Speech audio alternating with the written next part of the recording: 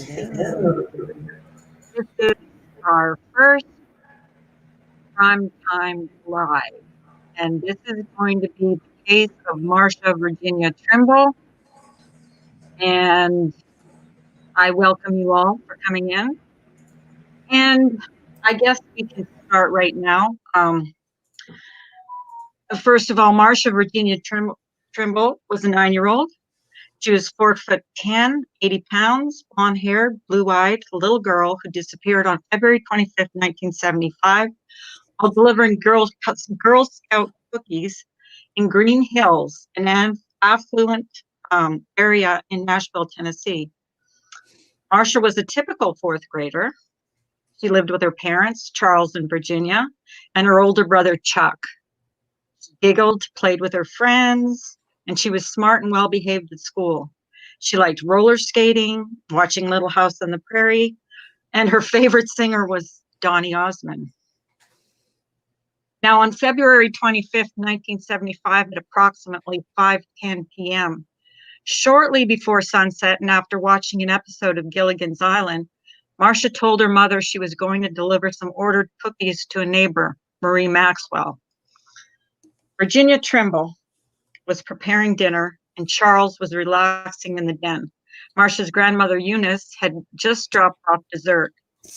Now, between 5:15 and 5:25 p.m., Marcia heads off on her delivery and is stopped by her brother Chuck, who's playing a game of basketball with his friend Marge. Neighbor Marie Maxwell arrives home at this time, and as she unloads her newly purchased groceries, she sees Marcia along with two other people. One she believes to be Chuck's friend Marge, and the other she describes as an older person in a long coat. Marie notices Marcia holding the cookie box and goes inside to write a check so it'll be ready when Marcia gets there. At approximately 5:30 p.m., an eyewitness claims to have seen Marcia on the corner of Estes and Hobbs, just 0.3 of a mile from her last known location. Now at 5:35, another eyewitness sees Marcia further up the street on Hobbs near a tree nursery, again with no box and looking somewhat confused. Now at this time, dinner is ready at the Trimble home. Virginia wonders why Marcia isn't home yet. She steps outside, looks around, and calls out for her daughter. Then she notices the two family dogs, Popcorn and Princess, across the street in the yard on the other side of the street. Virginia finds this odd because the dogs followed Marcia all over the neighborhood. So at 7 p.m., Charles calls his friend, a police detective, to ask for advice. The friend tells him to drive around the neighborhood. So Charles does, but Marcia is nowhere to be found. He can't find her anywhere. When Charles gets back home, he calls his friend again, which then prompts police officers from the Youth Division and Homicide Division to be dispatched to the Trimble home. Now we're at 9 p.m. The search team for Marcia now includes police officers, recruits, highway reserve officers, and members of the civil defense units.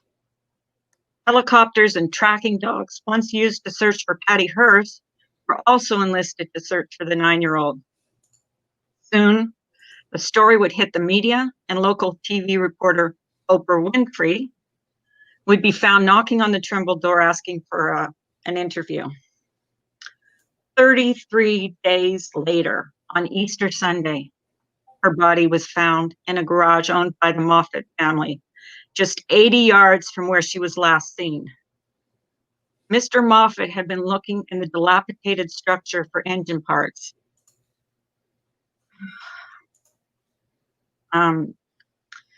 She had been sexually assaulted and strangled. Forensics determined she had likely walked into the garage independently and that she had remained there for the duration of the 33-day search.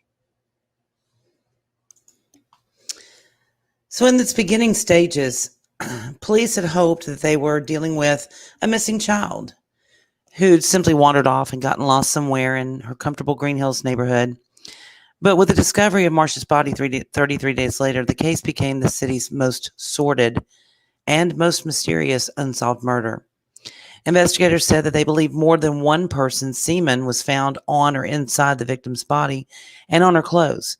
Investigators believe that Marcia was lured into the garage and killed there.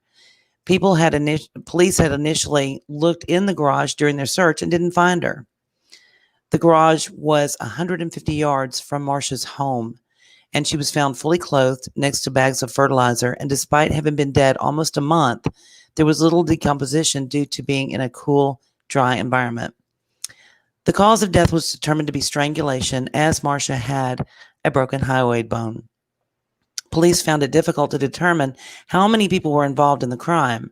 They believed the perpetrator was a juvenile and someone Marcia knew. Dirt found on the sole of her shoe was mainly on the sole, indicating that she had walked into the garage as opposed to being dragged. But investigators did not know whether more than one male was involved. Semen was found on the girl's blouse and pants, but not on her underwear. It was also inside her vagina, but there were no signs of rape or penetration. It caused investigators to believe that Marcia's attacker was either an adolescent boy or else a man with a very small penis. DNA tests seemed to indicate semen of up to 4 different males, but one investigator doubted the samples because the fluids were poorly preserved. Detective Jacobs with Nashville Police was not sure that Trimble left her home to deliver cookies to Maxwell. He suggested she might have been planning to meet with Womack. Jacobs said he thought that someone Marcia knew lured her into the garage. He didn't know if it was Womack, 15-year-old neighbor, or just an adolescent teenager with hormones blitzing. Now, keep in mind, Marcia's 9 years old. The suspect just raped someone. It was probably a new experience for him, and it was a new experience for Marcia. It was a tense situation. Marcia screamed.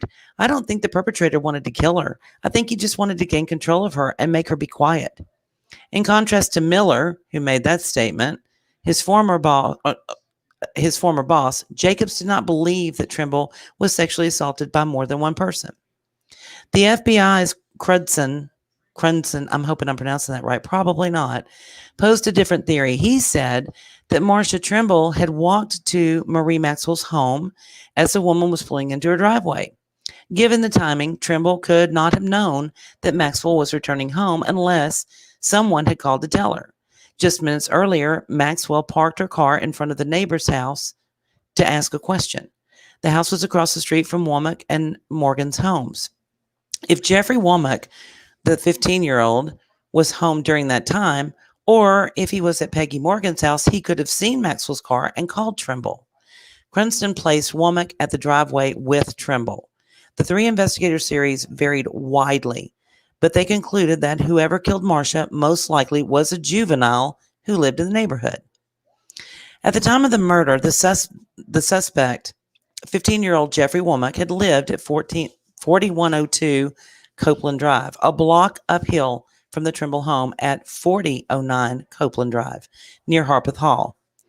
Womack had seen Marcia the day she disappeared and had reportedly boasted to friends that he had raped and murdered Trimble. However, this was proven to be merely a rumor. Womack also was reported to have told an undercover investigator seemingly incriminating details about the murder. When questioned, Womack told investigators that he had walked to the home of Peggy Morgan around 5:30. Peggy told investigators that Jeffrey seemed hot and sweaty, but said that he had explained that he had been playing basketball. Somewhere between 9 and 10 that evening, Jeffrey learned that the police had been looking for him, so he went to the Trimble residence to see if he could be of any help with the search. He would later state that he did his best to answer their questions, but when police asked him to empty his pockets, a condom was produced, and when asked to remove his shoes, officers noted the words "fuck you" written on them, and suspicion of his involvement grew. After retaining a lawyer, Womack passed a private polygraph test. He would go on to pass a total of 5 polygraph tests over the length of the investigation. In 1990, the case against Womack was dropped due to lack of evidence. 1980. 1980. The case against Womack was dropped due to lack of evidence because DNA evidence excluded him. some investigators could continue to believe that he was a viable suspect. It should be noted that the reason for the condom in his pocket, in Jeffrey Womack's pocket, would eventually lead to a year-long affair that Womack had been having with the 32-year-old Peggy Morgan, previously mentioned as a witness. He was arrested in 1979 for the murder of Marcia, set free on a $25,000 bond, and within 7 months, charges were dropped for lack of evidence. DNA samples were taken from semen collected from Trimble's body. The DNA was stored improperly and deteriorated over time. The DNA sample can be used to exclude suspects, but an exact match could not be confirmed due to sample deterioration. Police initially collected DNA samples from 96 suspects, including Womack. The 96 samples were each ruled out as matches for the DNA found within Trimble's body. Despite an overwhelming lack of evidence, Womack was surveilled and pursued by undercover agents for over 30 years as a suspect in this case. On June 6, 2008, a Davidson County grand jury indicted 60-year-old Jerome Sidney Barrett, charged him with first-degree murder and felony in the case of Marcia Trimble. By then, Barrett had been convicted and indicted for other assaults against women and children. At the time of Trimble's murder, Barrett had been working in her neighborhood. Barrett, 62, first took responsibility for this 1975 murder, during a private conversation on top of the Davidson County Criminal Justice Center. During questioning, he said that he didn't rape her, he killed her. He said his DNA was on her, but not in her. Barrett again claimed to have killed Trimble immediately after an altercation with another inmate at the jail. It was during the same altercation that convicts said that Barrett claimed to have killed, quote, 4 blue-eyed bitches, end quote. Journalists revealed that for more than a decade, investigators had concealed the fact that DNA evidence excluded as potential suspects Jeffrey Womack, March Edgerton, and numerous other neighbors of Marcia Trimble. A retired police detective admitted that the men were excluded and that they had not been told of the fact. In the early years of the investigation, use of DNA evidence was new, and all investigators did not thoroughly understand its implications. Investigators weren't sure the DNA evidence was conclusive for excluding suspects.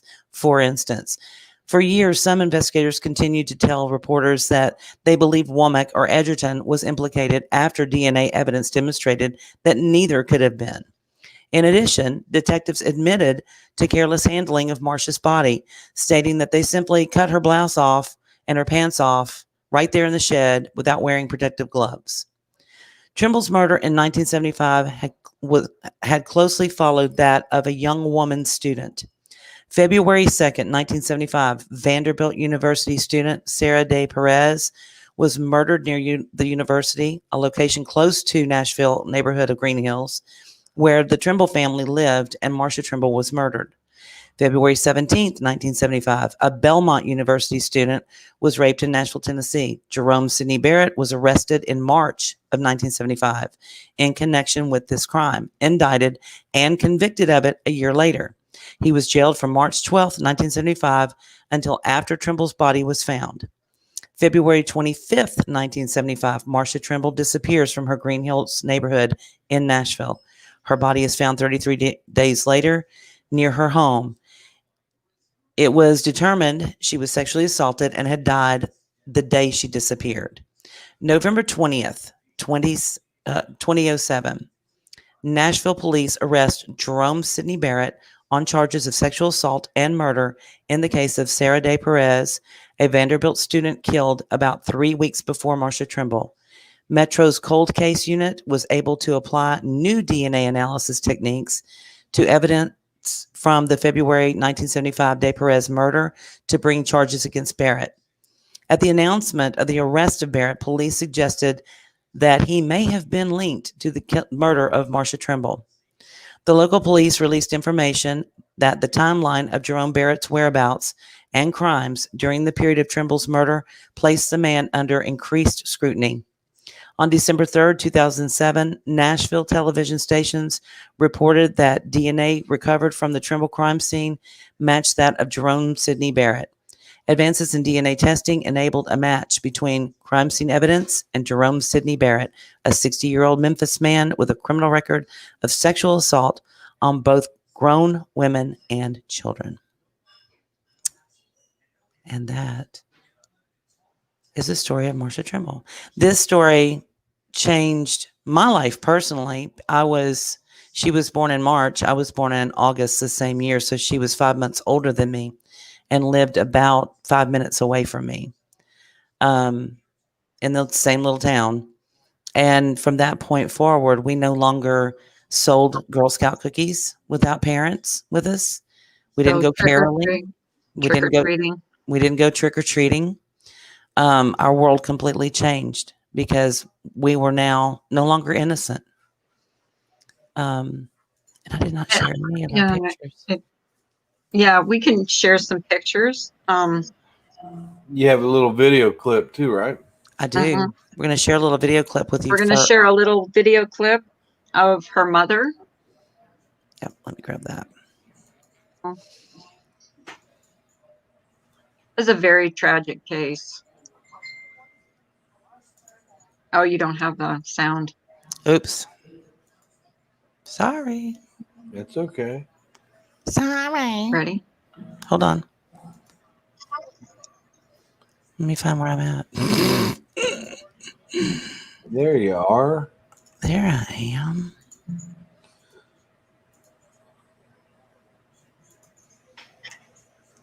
All right. Are we ready now?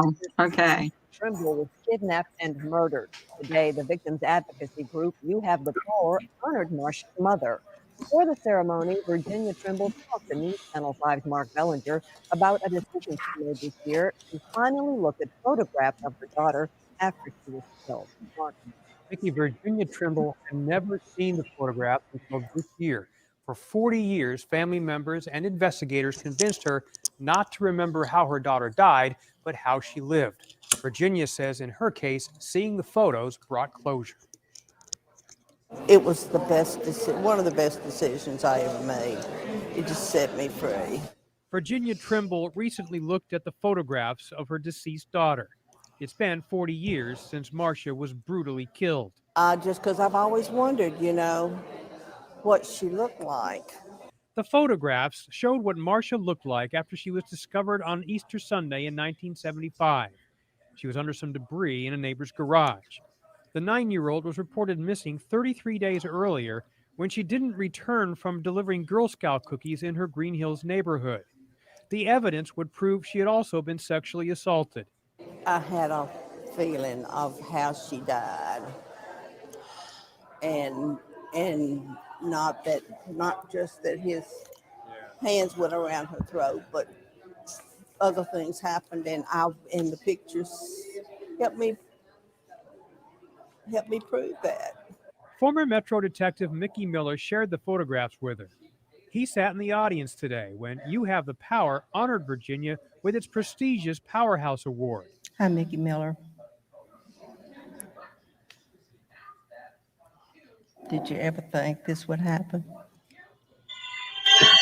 The promise was fulfilled in 2008 when DNA matched Jerome Barrett to the crime scene, and he was later convicted.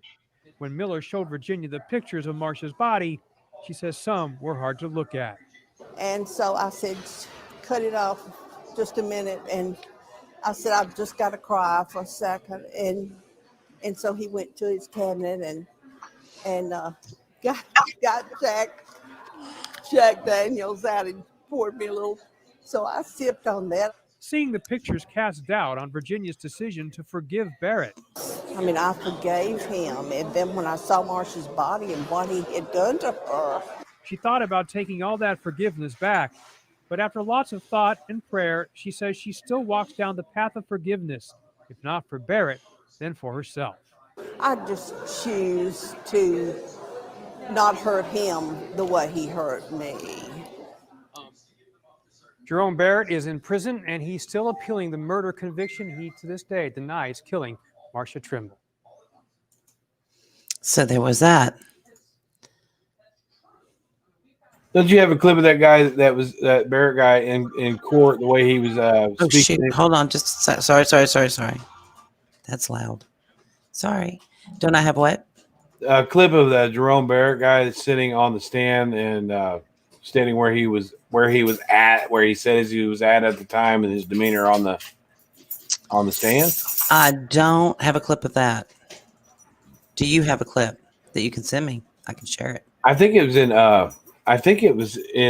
at the part of that video that you just showed. Oh No, yeah, he it was. was the end of it.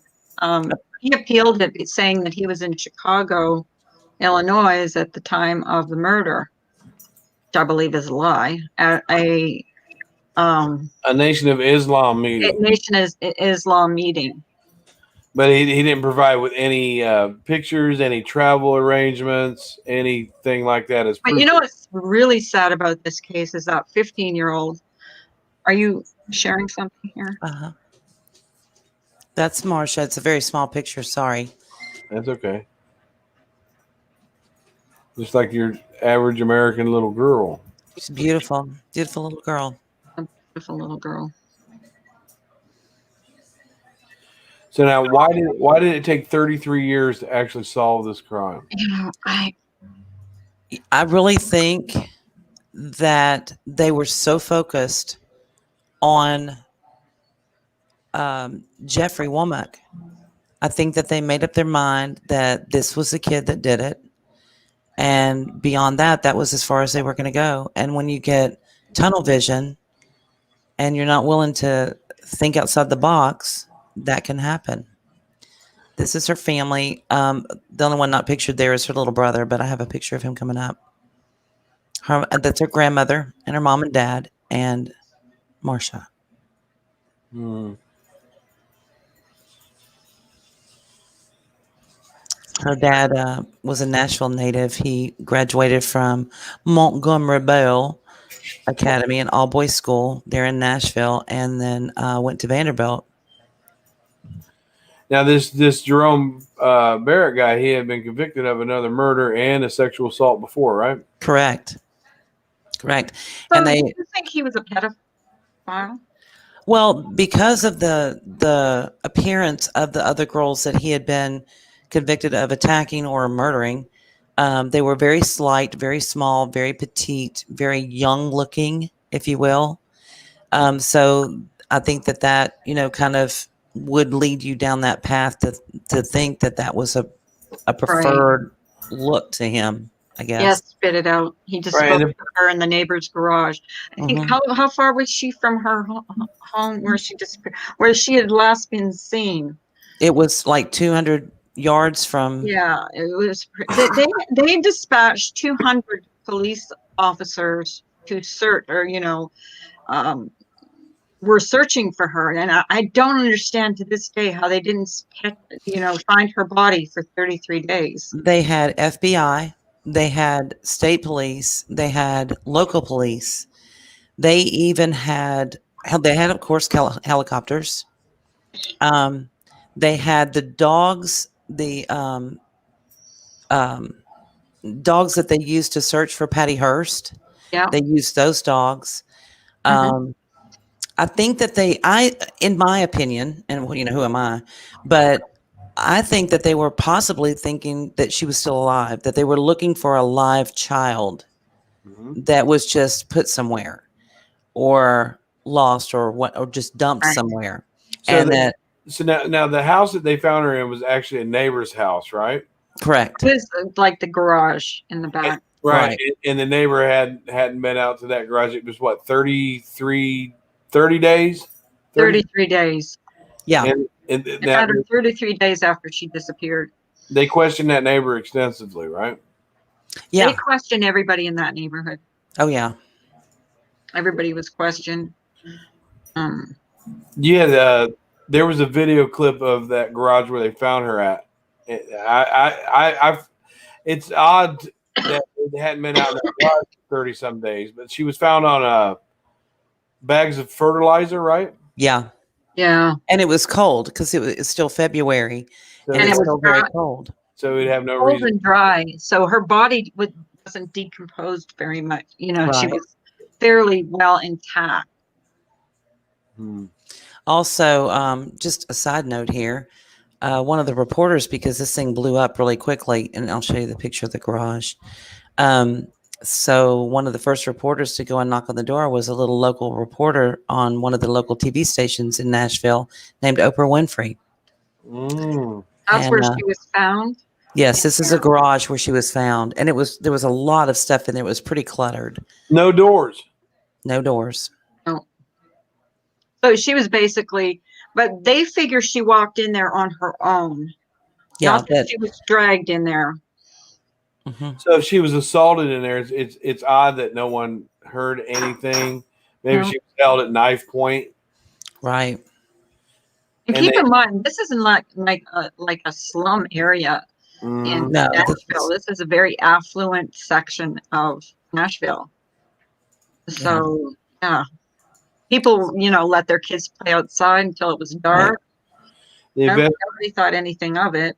the investigator said that there were 4 different types of semen and determined that the person who attacked her had a very small penis. Yeah. Now, why? Now we talked about the medical on that, Miss D. Why did they determine that? Because there was no rupture of the hymen and there was no overt signs of assault. Okay. To that area of her body. So they were thinking that either possibly it was a small adolescent kid, or a very small grown man. Or it could determine that there was no struggle because she was being held with a weapon, right? Could be, or just that it doesn't always happen that way. Right. There's not always that. Now, this is the young man who was accused for over 30 years of this.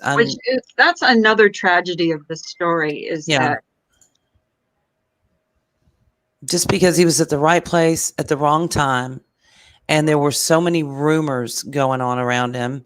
Yeah, he was having sex with someone, but she wasn't 9. She was 32. Right. I think the most appalling thing out of this, to be honest, rereading it and re-looking at it, was the fact that you had grown police detectives, grown men, who were assuming and talking about this 9-year-old child being sexually active like it was a thing.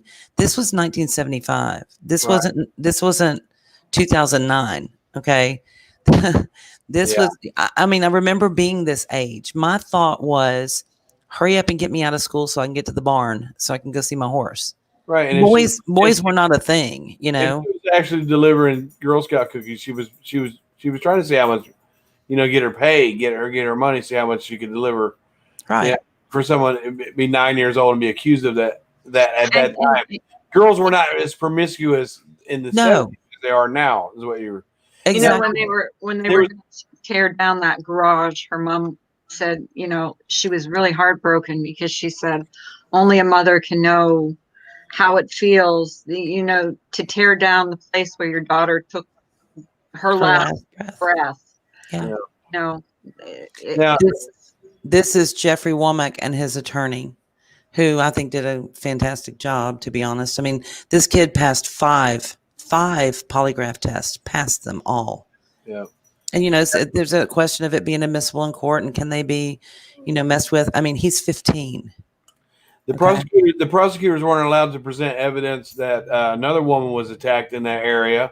Right. That was right in that neighborhood. And there was speculation that Barrett was in that neighborhood that day looking for that woman in case she would testify against it, and possibly just ran across this little girl. Yeah, crime of not opportunity, but what do you call that? Wrong place. It was just in wrong place, wrong time. Right. She just happened to be there. That's the outfit she had on right there? Yes. And that is the prosecution for the actual criminal, Barrett. I was during that trial. He did appeal in 2009. Lost. Based on ineffective counsel, because the counsel didn't want to bring up the fact that he had bring up a fact that they say that he had witnesses that were with him in Chicago because one of them had a criminal record. That's what the defense attorney got on the stand and said. That's why he didn't want. He suggested that Barrett not bring it up. Yeah. That doesn't make any sense to me at all. It sounds like something they made up. Oh yeah. This is him on the left. Is a Yeah. picture of him When at he the was age younger. when he committed the crime, and this is him after he's been arrested for the crime 33 years later. Did you find that clip of where he's actually on the stand speaking, so we could like see his demeanor and how he's kind of? Let me look and see if I can find it. You take that down real quick. He doesn't. He looks and sounds deceitful. He doesn't look very convincing. No, I saw it too, Ryan. I thought I think he doesn't all want to pay for his crimes. well, it's he had been charged, and you said he wasn't convicted of that other two murders. Was he convicted? He was convicted of one. Yeah. Wasn't he? Yeah. And a sexual assault. He received 44 years for that. It says Barrett is serving a life sentence for the murder of 19-year-old Perez, and in 1975, and a 44-year sentence for the murder of 9-year-old Marcia Trimble. Why? I don't know. Joy Lang said there's another girl, Tabitha Tudor, went missing in Nashville, 13 years old, about 20 years ago. Yeah. Didn't know that. Let's see. I've heard that name. Hey, Ginger Locks. Hi, Ginger Locks. Hey, Ginger Locks. Let's see. I'm looking. Sorry. Keep talking. Yeah, so, this kid, this 15-year-old, carried the burden of being suspected of a murder for 30 years. Yeah. Until they found the actual murderer. I mean, they surveilled him. They had people go to different places of business where he worked, and wear wires to, try to get him to confess to something that he didn't do. Still don't get how they didn't find her body for 33 days. I really don't. Especially with there not being any door. With there not being any doors on that garage. Right. Yeah. It was wide open. Well, like I said, I really think that initially when they were looking, it was really just a cluster, to be honest with you. And I think that they thought that they were looking for a live young girl, right? And so they were thinking, well, okay, we'll kind of poke her head in here. And if we hear her, fumble around or cry out or mumble or something, then, she's in here. But then they didn't hear that. I mean, obviously they didn't go in and dig around, or they would have found her, The owner of the garage actually went in looking for engine parts, and he found. She's saw her foot. found on Easter Sunday. Mm-hmm. Did we know what Easter Sunday? What prison did this guy go to? Do you know? It lists. Why do you ask me questions like that? Well, let me see. I'll see if I can find it. I'm still looking for this video to see if I can find him. They think he killed her and placed her under a pool liner, didn't he? Or a tarp. I'd seen tarp. I thought it was a tarp. Yeah. And he claims that the DNA that they found that was his was cross-contaminated and everything else. I don't know what kind of reason he would give that his would be there in the first place. I didn't see that his response to that. Now, what was that? I don't know what his response was as to why his DNA was even found on her at all. Since he wasn't there and he was in Chicago, you mean? Yeah. Why did he give? Yeah, I don't know. That's like, dude. No, you were there. Yeah, hard. That's a hard pill to swallow. I'm sure the owner of the home where she was found was forever impacted too. Yeah, this impacts everybody. To be honest. Yeah. Oh yeah. It changed the way the kids, did things. And parents allowed their kids, before that to go outside and play. And hello, Heimdall. And now since then, they didn't go trick-or-treating without, their parents. They didn't go Christmas caroling. They didn't play outside after dark. it was just, it changed Nashville. It completely changed Nashville. Oh, I have a picture of him on the stand. I can't find a movie clip or like a whatever clip. But I mean, you can see he's kind of, the pictures that I've seen of him are pretty much like, I'm here. You're wasting my time. When can we go? Kind of thing. Just like, kind of aloof. Also, and I don't know if I mentioned this before. I think so. There were racial tensions were really, really high. And you also had a different religious factor that was playing into this, I think, that kind of pushed them away from looking at him. There were several tips that were called in, a couple in particular, that one had offered the father of Marcia, Charles, $300 to meet him somewhere, and he would tell him where his daughter was. So he shows up, and the guy tells him she's being held by these two black guys outside of town, and they're a part of this Muslim community. But that's all he knew. So that didn't pan out. I don't know how vigorously they pursued that, to be honest with you. Well, they had blinders on. I think they did. I really do think they did. They wanted to believe it was a 15-year-old, Jeffrey Womack, and they pursued him for 30 years, for God's sakes. Right. This guy lived free for 30 years. Right. So, and he actually was working, doing some odd carpentry work in that area at that time. I found his offender detail page. Yeah. It shows him as born in April 6, 1947. His number is 000731179. They show him in minimum restricted at Morgan Correctional Complex. So he's not really in a hard place. He began his sentence in 2007. He's eligible to be released in 2037. Second degree murder. This is second for Marcia, right? But the other is life. Well, he got 44 years on the one, and then the first degree murder, he got a life. But and that one was 2009. That was. This is in Tennessee, Crime Junkie. Yeah, I can send you the link if you want to post it. In Nashville, yeah. Let's see. So but he is eligible for parole on the first degree, so it wasn't life without parole.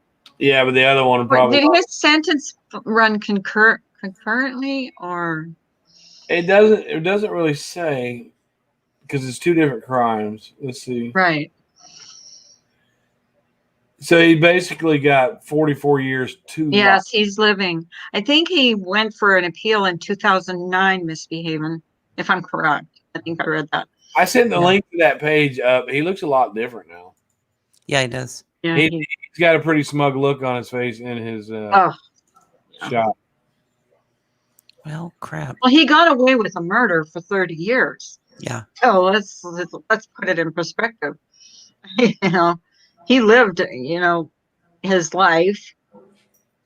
It's not showing me any of the details on it. It's just showing me the different areas like sex, height, weight, hair color, yada, yada, but nothing filled in, Brian. Okay, I'm getting it with the picture and everything.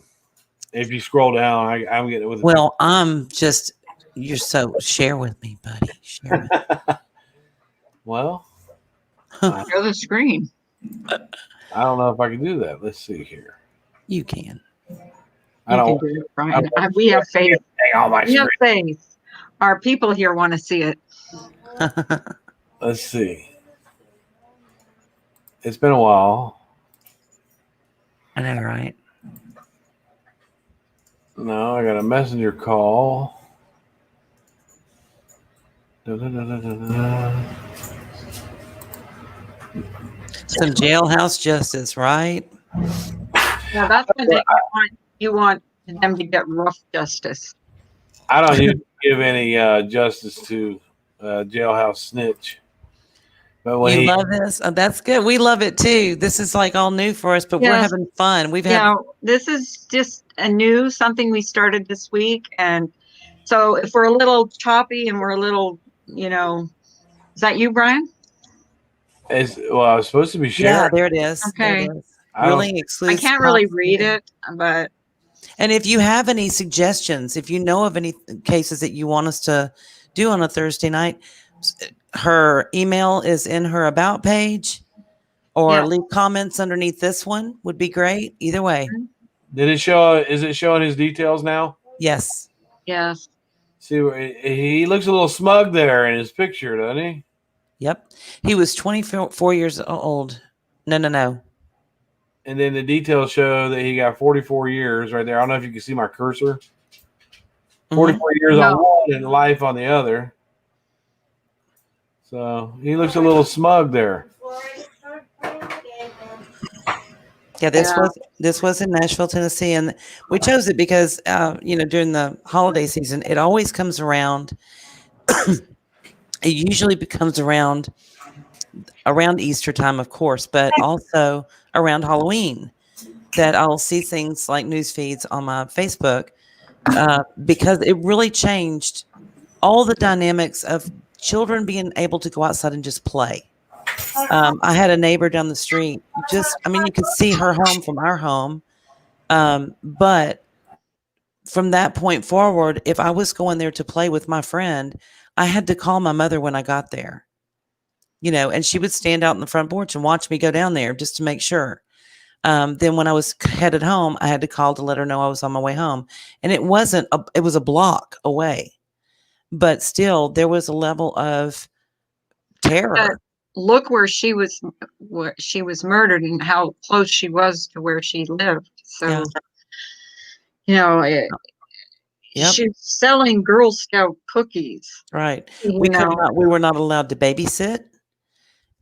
We were not allowed to, play outside of vision for quite a while. Of course, then by the time we were grown up, it wasn't a few years after that, then we were already, getting driver's license and things like that. And we were mostly at the barn anyway, with horses. So that was a whole different, it wasn't in the neighborhood riding bikes being crazy like we always had been. It changed significantly. We used to go Christmas caroling every Christmas with just a group of kids. We would, practice at one or two of the churches in Green Hills, and we would then go out and just truck all over our neighborhoods and sing carols to all the neighbors, just knock on the doors, and they'd come and bring us hot chocolate or whatever, and we'd sing for them, and it was just great fun. That stopped, you gotta remember, those were the days of innocence, when this happened. So and it's not like she was living in a bad section of town. She was living in an affluent section of town.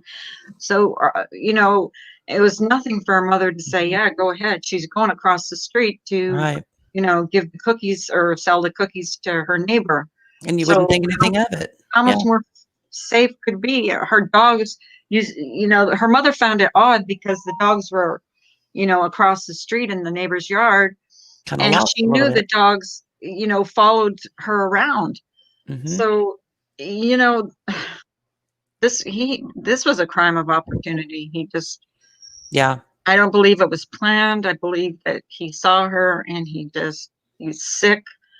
And Miss D, I shared a link in the private chat that shows it says Nashville lost its innocence. It's got 25 photos. I don't know if this is where you've gotten your. No, there's more. There are different pictures. Yeah.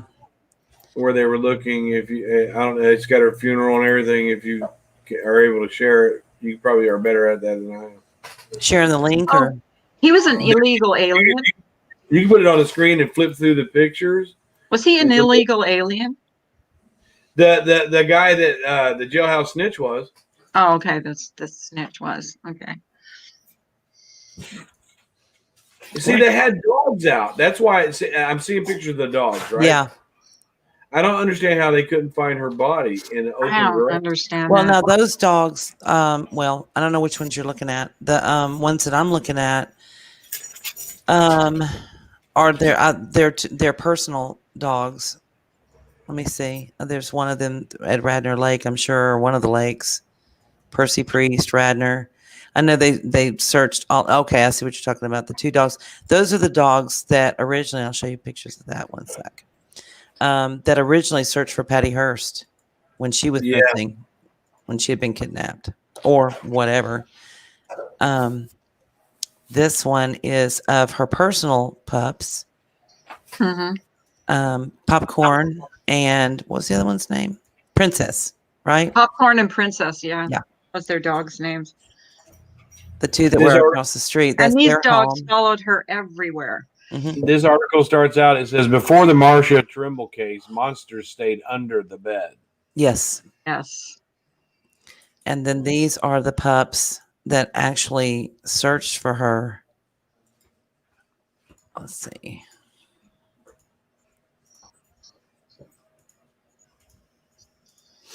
The ones that were used in the Marcia Trimble case. You got lots of celebrities in this one. You got Patty. You got Oprah.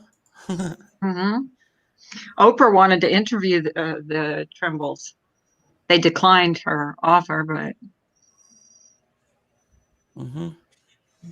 And I don't think that he gave a whole lot of information as far as, he didn't confess to it. I just think there was a lot of tragedies here. That the parents, well, of course, Marcia, but also Jeffrey Womack, Yeah.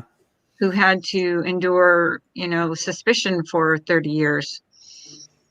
I found this article from April 22nd, 1973 out of New York. It says the body of 7-year-old Joan D'Alessandro, whose disappearance from her home here on Thursday while delivering Girl Scout cookies that set off a wide search, was discovered today in a wooded area beside Route 210 in Harrisman State Park.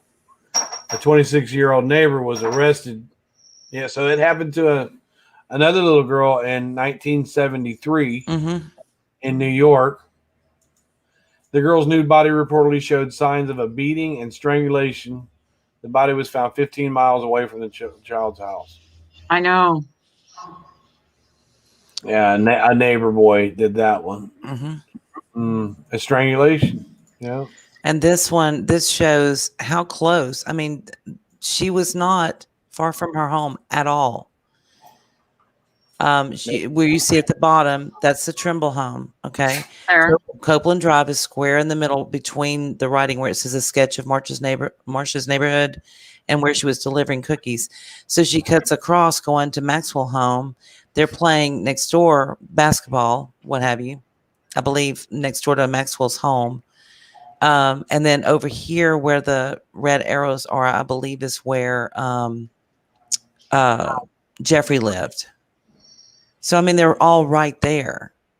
I mean, that's how far she didn't go or where her body was. And that may be where her body was found in the right corner. Because I think Jeffrey's a little bit further down the street. It's craziness. Yeah. It's crazy. I mean, she was right there the whole time. And didn't find her body for 33 days. 33 days. And they found her body on Easter Sunday, and I remember she was getting, the mother Virginia was getting calls from kids, and one kid said, "We were hoping for an Easter miracle. I'm so sorry for your daughters." Now, come to think of it, you don't see little girls doing this with the Girl Scout cookies anymore, do we? No. Nope. They always set up a table, and there's always an adult with them. I haven't seen it forever. No. And I used to like the what was it? Starts with the Tagalongs. The tagalongs. No, the S. The ones that were what do you call them? The ones with the chocolate and coconut. Oh, those are the best. And yeah, Nicole's trying to think of the word. Samoas. Those are so good. Those are so good. Are those right? It sounds like it. I think so. I want to know if I'm right. I used to buy it. You I mean, know she's right. He's right. little girls are so cute, and they're just trying to make a little money, usually for a trip or to get a badge or to move up. Yeah, well, they don't go door to door anymore. I don't even think kids very seldom go trick or treating without their parents anymore. Yeah, you can't. There's so many, creepy people out there, and I worry about it. Even just the girls going outside. I don't think I can make that any bigger. But that's the headlines. And it shows where, see, I think Jeffrey's house is down below the bottom part. No, that's the Trimble house. And then in the middle, that's where she was last seen. What is her mother's name again? Mickey Miller? Virginia. Virginia. Oh, Trimble. Virginia Trimble. Why did she say her name was Mickey Miller in that? Oh, no, she was addressing the lady who was in charge of that group that she was addressing. Oh, for Right. what's the name of the advocacy group? Yes. What was the name of it? Do you remember? Oh, why'd you make me lie? Victims Advocacy. You are something. Oh God, I can't remember. What are we looking at right now? I don't know. Now her mother's name is what? What was her mother's name again? Sorry, unshare. The mother's name is Virginia. She did remarry. They did divorce. Her father died before they discovered who the murderer was. So he never got to see him charged. He never saw justice Right. served for his daughter.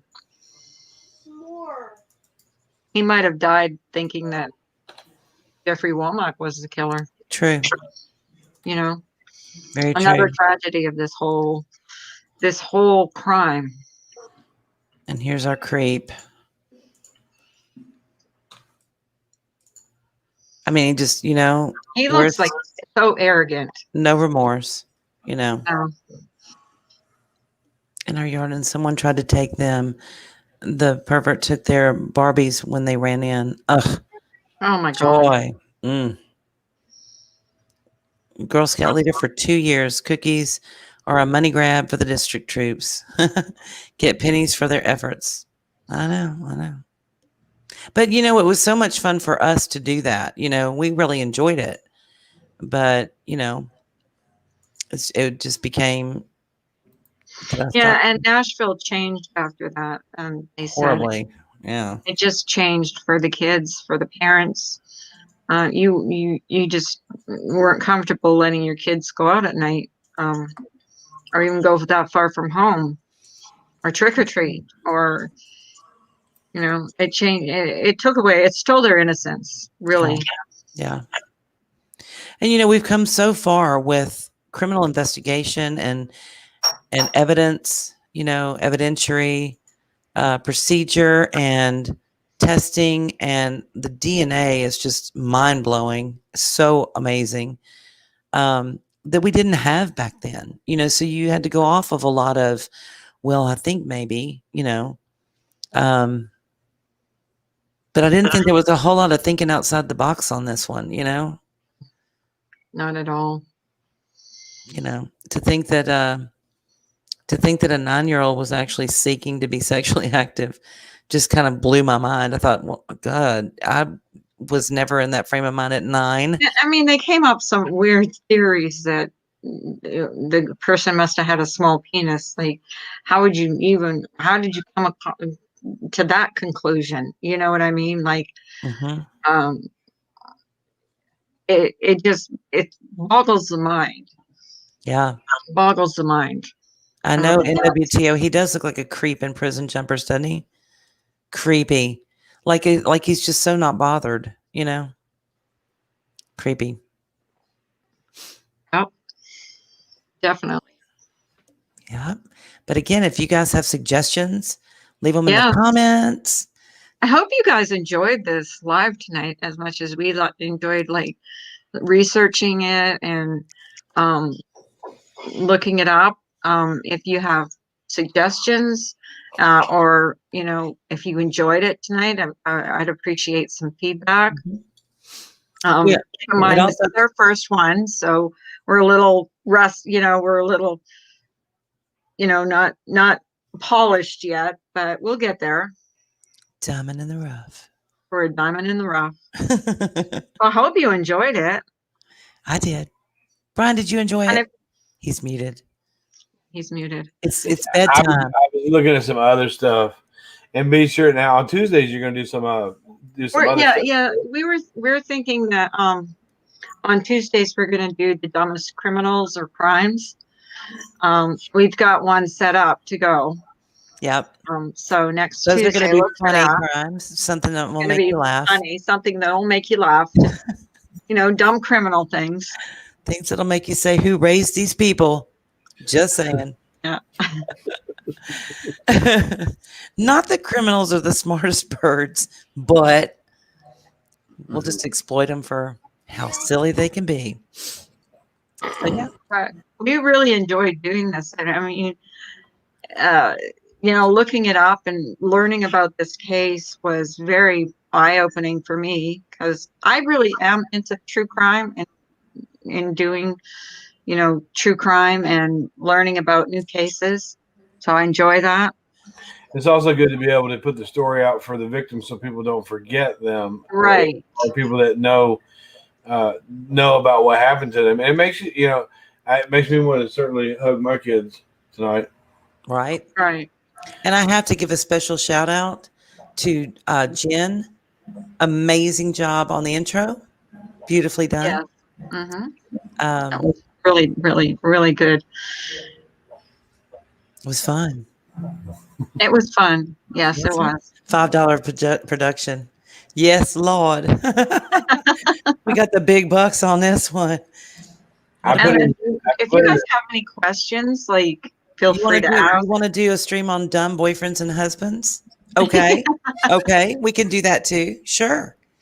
I put in a chat too that if people get to looking at this case with some of the links that we put in and they find other stuff, to leave it in the comment section below. Yes. Yeah. Absolutely. Just anything that you come up with, let us know. Because I love looking into this stuff. Carla does, Brian does. We all do. It's pretty interesting stuff. Old cases, new cases, cold cases. I can't rhyme with that. Solved cases, unsolved cases, revenge, murder, mysteries. Yeah. Unsolved or solved. Mm-hmm. Old cases, like really old cases. We're open to any suggestions, really. Mm-hmm. Ones that are solved 33 years later. Those are always intriguing. Those are starting to be my favorite cases, the ones that they're starting to solve now with new DNA and stuff. Like cases from, what was that case in California that was just solved? He was a serial killer, but they just solved that case. I'm not sure. You know which one I mean? Not Holmes. He was no, not Agent. That's the only one I can think of right off the top of my head because I've been absorbed in it. Yeah, we're going to be looking. We're going to be looking. We're going to be looking into the case out of Midlothian, Texas, with the Missy Bevers, right? Yep. Yes, definitely. That's one that's been unsolved. In a church, and we had the killer on video, and it still is unsolved. Yeah. That is a crazy. So yeah, case. we're going to follow that case. We're going to be featuring that case soon. And there's another case that Ginger Lock's mom wants us to do. She asked me about that case because she has a personal interest in it. There's a personal connection to that case. And then she got sick, and we stopped talking about it. And then we started talking about it again. Then she got sick again. Then we stopped talking about it. But yeah, we're definitely going to go look into that case too. Yeah. And drag her little butt up here on panel and get her to fill us in. She's really been wanting to speak on it, and every time she's well enough to do it, she gets sick again. No more of that. Yeah, we're canceling. We're canceling sick. Sick is canceled all through the year 2021 for you. Which one, Cindy? The Missy Beavers case? Yes. Yeah, that's a crazy case. Really crazy. There's the so Missy many Beavers case. Yeah, there's so many possibilities and Brian knows a lot about that case. I knew within 2 weeks of following that case that it was going to be a cold case, and people didn't believe me back then. Mm-hmm. But a lot of people were blaming, the husband, Brandon. Mm-hmm. But if you look at his interviews and his demeanor, you could tell that he's genuinely hurt. I mean, I didn't see it, and a lot of people were accusing him of that. But she was having an affair. Brian, I love your fireplace. It's cool. I mean, it puts out a lot of heat. Your little decor going on over there is pretty awesome, dude. That's our little family corner right there. Yeah, one of Nicole did all that. I know you didn't do it. I did all that. That's why it's so awesome. I did all that. Yeah. Those two pictures over there by the lamp, that's an antique lamp, by the way. But those two pictures over there by the lamp, those are canvas pictures, actually. We got them from JCPenney. They were a little costly, but the things are awesome because they stick out. And I put all that up. I did all that. I did all the painting and everything. It looks good. A homebody. She tells me what to do and where to put it, and that's where I put it. Yes, Miss B.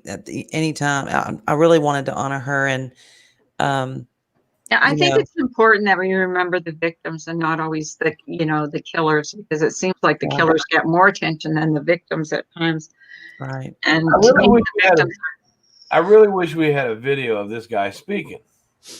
And the more I dug into it, the more I thought, it's a case of jumping to conclusions.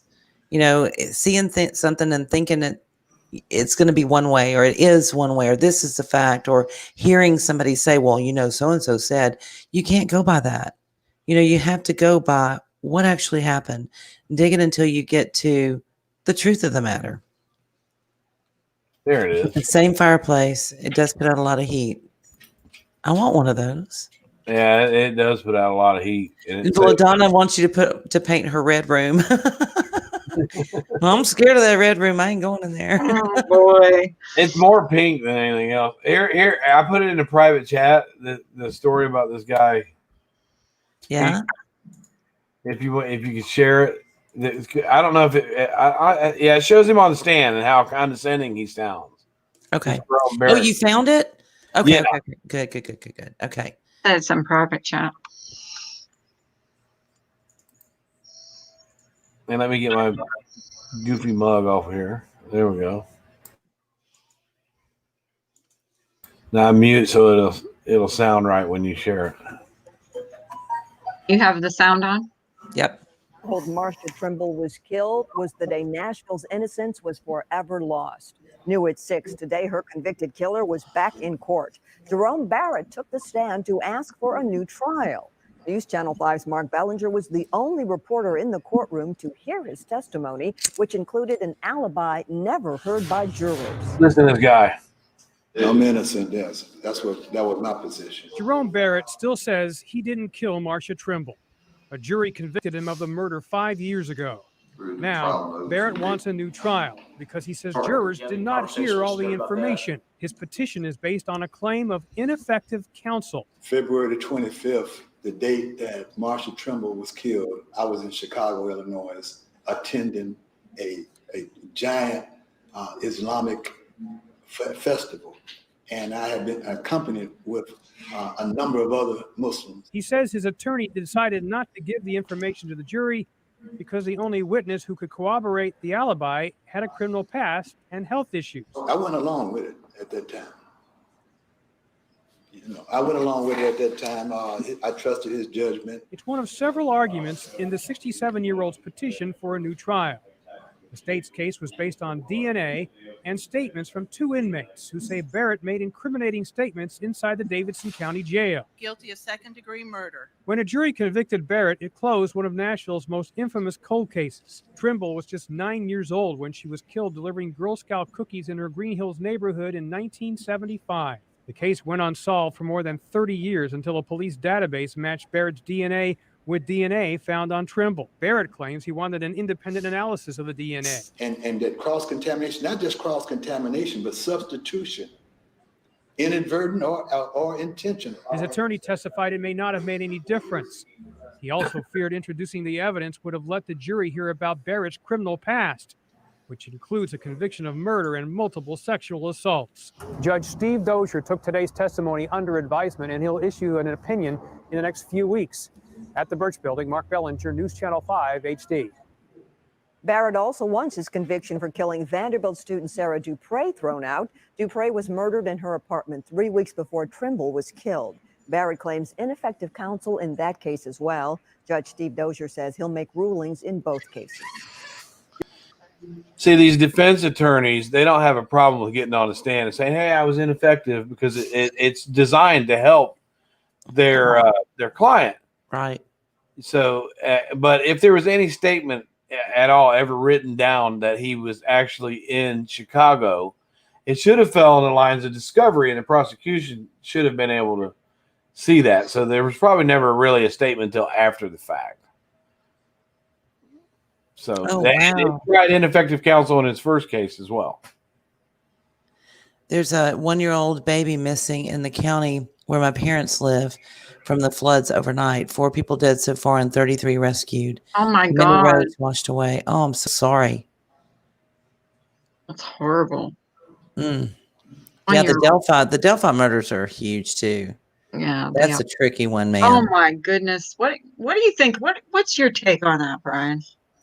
You know, I tell you, I did not really follow the Delphi murders because of the timing of it. Yeah. I didn't follow it. I've never really looked into it. And there's so many other people on YouTube, like Katie ran on it with it for a while. I never really followed it enough to have an opinion on it. She still posts on Facebook, "Today is the day," and I want it it hurts my heart every time I see it. I just really want the families to get some closure, and get some justice out of it. I think it's someone local. I really do. I do too. I think it was a case of those girls being in the wrong place at the wrong time. But there's, it's such a bizarre case. I don't believe it will ever be solved. I did watch the fight between Gray Hughes and Miss Wonderful over that case, though. Did you? Oh, yeah. Good. Is it still up? I need to go look at it. Oh, yeah. Yeah. Gray Hughes is funny when he's mad. He's a good guy, though. Does a lot of good research. He means I well. think you guys have a lot of good ideas for some crime lives. So, heck yeah. Just put them in the comments because we're open to suggestions. This is all new for us. So, if we're going to have fun with it. Let us know. We'll look into it. And get some more coming. Thursdays. We'll keep them coming. Yeah. And if you find any odd cases that are odd dumb criminal stuff. Yeah. That too. We're going to do those on Tuesdays. We might have to start that up as a competition. Who can bring us the dumbest criminals? Yeah. Maybe we'll make a game and we can give out prizes for, whoever gives us the dumbest crime of the week. Whoever makes Miss D laugh the most with the dumbest criminal. You win. You win a bicycle. I already got one. Everybody knows that. I wish they would use more people with abilities like that, Miss B, to find criminals. I mean, I've seen, I love shows like that where they'll take a psychic medium or someone, that can see things and give them leads, and then it actually works out. It's a true thing that psychics have helped solve crimes many times over the years. It's weird. And some psychics have helped solve so much that they were charged with the crime. Weirdos Wednesdays. Weirdo Wednesday. That's a good idea. That's a really good idea. Weirdo Wednesdays. Every day is Weirdo Wednesday for me. She's my resident weirdo. I am. I love rabbit holes, man. Just she awesome. Does. I could spend a lot of time in a rabbit hole. But that is a good idea. Yeah, it is. Weirdo Wednesday. I wonder what is ultimately found inside of a rabbit hole. A rabbit? Probably not a rabbit. It's probably not a rabbit. Like a sofa and love seat, flat screen. The rabbit kicked the bucket kicked the rabbit. Doing research on this particular case, I learned a lot. And it seems like everywhere I went to research this case, you would learn just a little bit more and a little bit more and a little bit more. It was so frustrating.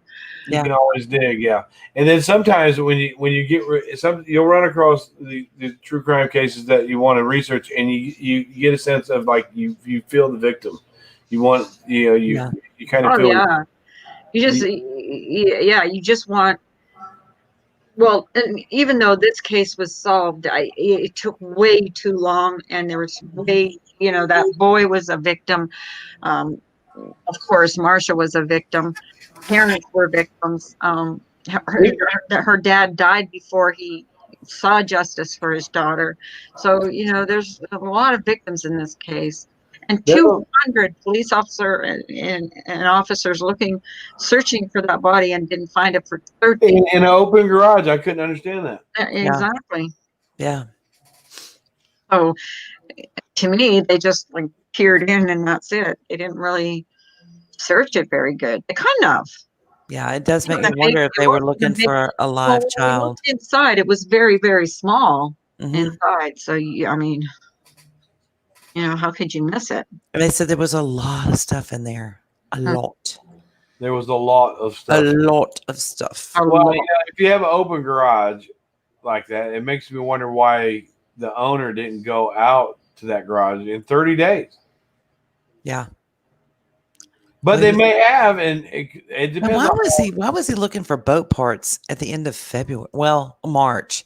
It's still way too cold to be out on the water. Just my opinion. Oh, so that's what happened. The owner went out and he was looking for. Yeah, he was looking for motor parts. He was the one that found it. It wasn't like a garage for vehicles. It was more of a storage garage. So there was just crap out there. And he reported the body immediately. Yeah. Okay, right. That part I didn't see. Yeah. As soon as he found it, he went out there looking for parts for an engine. I think it was a boat engine, and found her foot. Saw her foot sticking out from underneath the tarp, and was like, "Oh dang!" So he went and called the cops. Yeah, 33 years, a long time to solve a murder.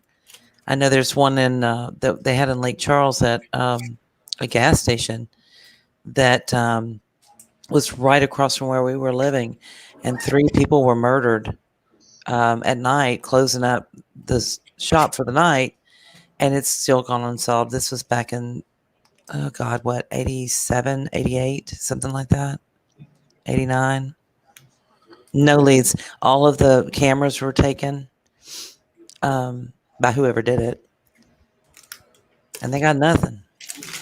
You know what cases I find fascinating are the ones where people disappear on cruise ships. I don't know why. How do they disappear on a cruise ship? Like overboard. Somebody says, "Hey, honey, let's go on a cruise." Oh man! See, I'm not doing it. It's just a little. I know there are a lot of parents that go to their graves and never know. Look at that's sad. Jean-Benet Ramsey, Oh yeah. That's another one. Do you remember that weirdo? Good grief. I bought my husband one of those. You want to know why? What is that? Because he always loses lighters. It's a Zippo. It's a giant Zippo. James has one just like it. God. Look how This big one's gold that is. plated. This was a Sturgis one, gold plated. Now, I don't have a gold-plated Sturgis. I do have it's a cheapy silver Why do you have thing. a big? You don't even smoke, Brian. No, I've had this for years. It's from 2003. It's worth a couple $100. It's my birthday, Brian. It's a Sturgis. It's not your birthday. It's my birthday. That's a belt buckle. A belt buckle. Hell yeah. And a little. On there. What is that? A commemorative lighter too in there that you can actually use? Yeah, you can. Well, they both work. They both work. Brian, I suggest you do a giveaway. Keep this thing. Giveaway to me. I suggest you do a giveaway to me. Every year, this thing goes up by like $15. Don't you take it out of that wrapper, but send it to me anyway. Oh, I'm not. he's sending it to me.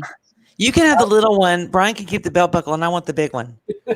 I want it in the package. Can you imagine trying to light this thing? You want Brian's package. What did you just say? I did not. Nicole is going to kill you. And, well, we were talking about small penises earlier. Jen wants to see you light it. If you take it out of the package, though, the value is the like value goes down. I know it works. I've seen other people with it. You're so funny. Then you gotta go about this big and break your eyebrows off. He even says that belt buckle is almost the size of a turkey platter. I dare you to serve Thanksgiving on that belt buckle.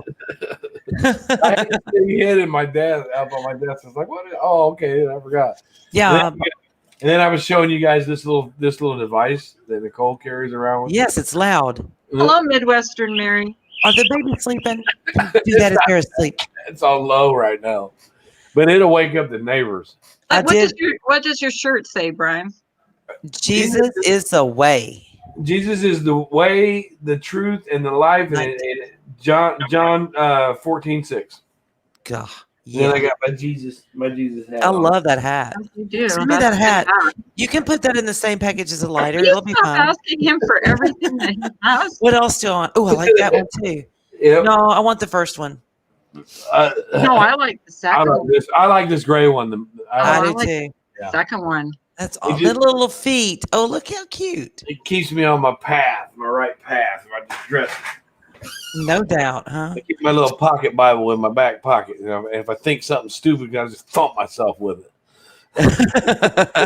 But I did buy James, whatever his name is, a lighter like that because he kept losing his. And I'm like, well, see if you lose this one. Can't lose that one. That Right. thing weighs about 6 Yeah. pounds. They're heavy. Yeah. And the lighter fluid you'd have to put in it. Really? Seriously?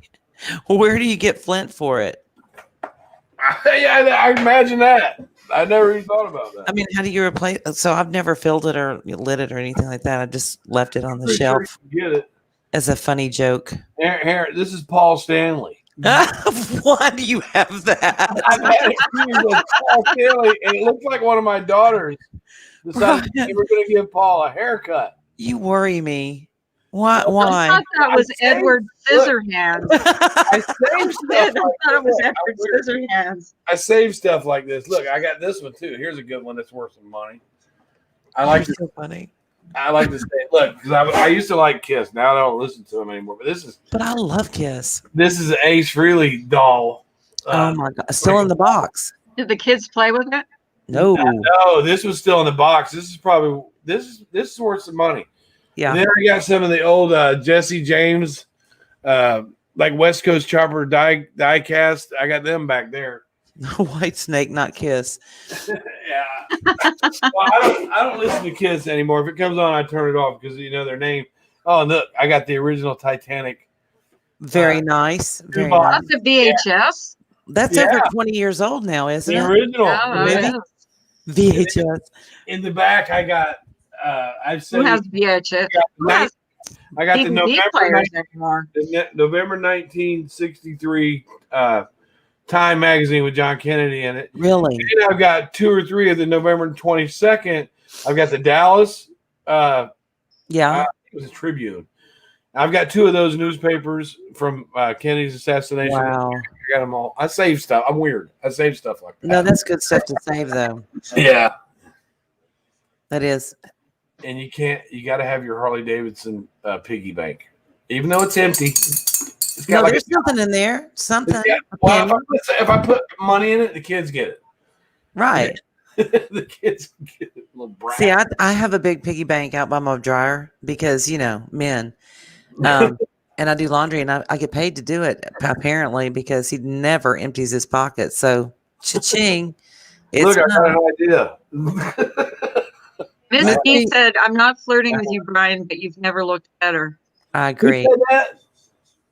Misbehaving." Well, you know what? There's a glow that comes off of me right now, and people have said that. I think you look younger. Well, that wash that gray out of your beard really does Is that work. what you Did did? you- Seriously, you did did you not. do that? Yeah, you did not. that works well. You're so funny. Did you really, Brian? Seriously. My gray comes in right here, and that's it. So does Mike's. That's it, one spot. And And it's like white. It's not even gray. It's white. but this is natural color. It's just not got no gray. James, how can he help? Oh, no. He He lets has a beard. he lets it grow sometimes. But he has a Joe Dirt beard. It's Oh, very yeah. sad. I let it grow out one time. If I let it grow and I don't that one time I did the gray thing with blonde, and I kind of looked like that the blonde-headed ape off the Planet of the Apes. So I said, no, I'm not going to do that again. Oh I my remember. gosh. I think I remember that. Yeah, I think I actually remember that. but I'm eating better. My skin has cleared up since I quit smoking weed. Uh-huh. And my skin is cleared up. I'm thinking a lot better, I'm eating a lot better. I'm just generally a little more happy than I used to be. So there's a little bit of glow That's about because you that. found God. Huh? You found God. I think he found me and just jerked me up by my collar and said, "Hey, come here, you. What the hell's wrong with you?" It's literally. But I try to change my speech, the way I think. Now, not only am I not using those words, I don't even think them like I used to. So you get your mind gets purified, Yeah. and you start to feel better. You'll start to look better. I've had other people say that too. You're in a good mood today, aren't you? I said, no, I'm in the same mood I'm always in. I'm not fighting with anybody. I have no reason to be mad. So I just stick around, Do you have your own Aldi's there, Brian? Huh? Do you have Aldi's there? Yes. See, I'm jealous. We had it in Kansas, but we don't have it here. And We have all these. they've switched over to a more healthy, They're going Whole Foods, are they? yeah, they got some good stuff there. But I do order that. I still order the Whole Foods. I have to have the Whole Foods. I'll show you this one thing I got. I'll show you this stuff that I really like. If I can find it. This here's one. And here's the other. But if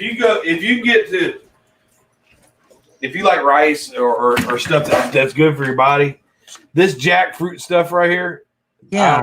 I don't know why it's 3D like that, but this I know. stuff, What is that? That's freaking me out. I have no idea. I don't know why it's still doing that. Hey, that's cool. That's weird. That is Wow, I was doing weird. that earlier. That's really weird, Brian. Let me see if I can Freaking do me it. out. You're freaking me out, man. Hang on, let me see if I can fix that. Let me take that out. Okay. Okay, these jackfruit meals, Mm-hmm. and they're like they're a little bit expensive. It's like $6 for 10 ounces. But I eat one of these at work, and I'm not hungry for almost the rest of the day. But it's fruit, and it tastes like pork or chicken, and it's so Really? good. I'm hooked on these things.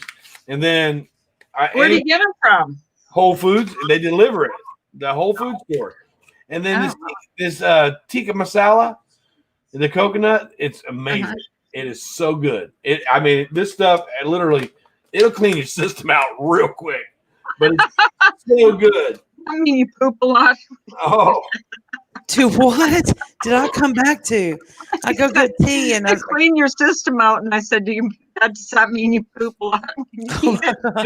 no. You just go once, but it's good enough for the whole day. It clears you completely out. Then you start. It makes you sweat because it's got the cayenne in it.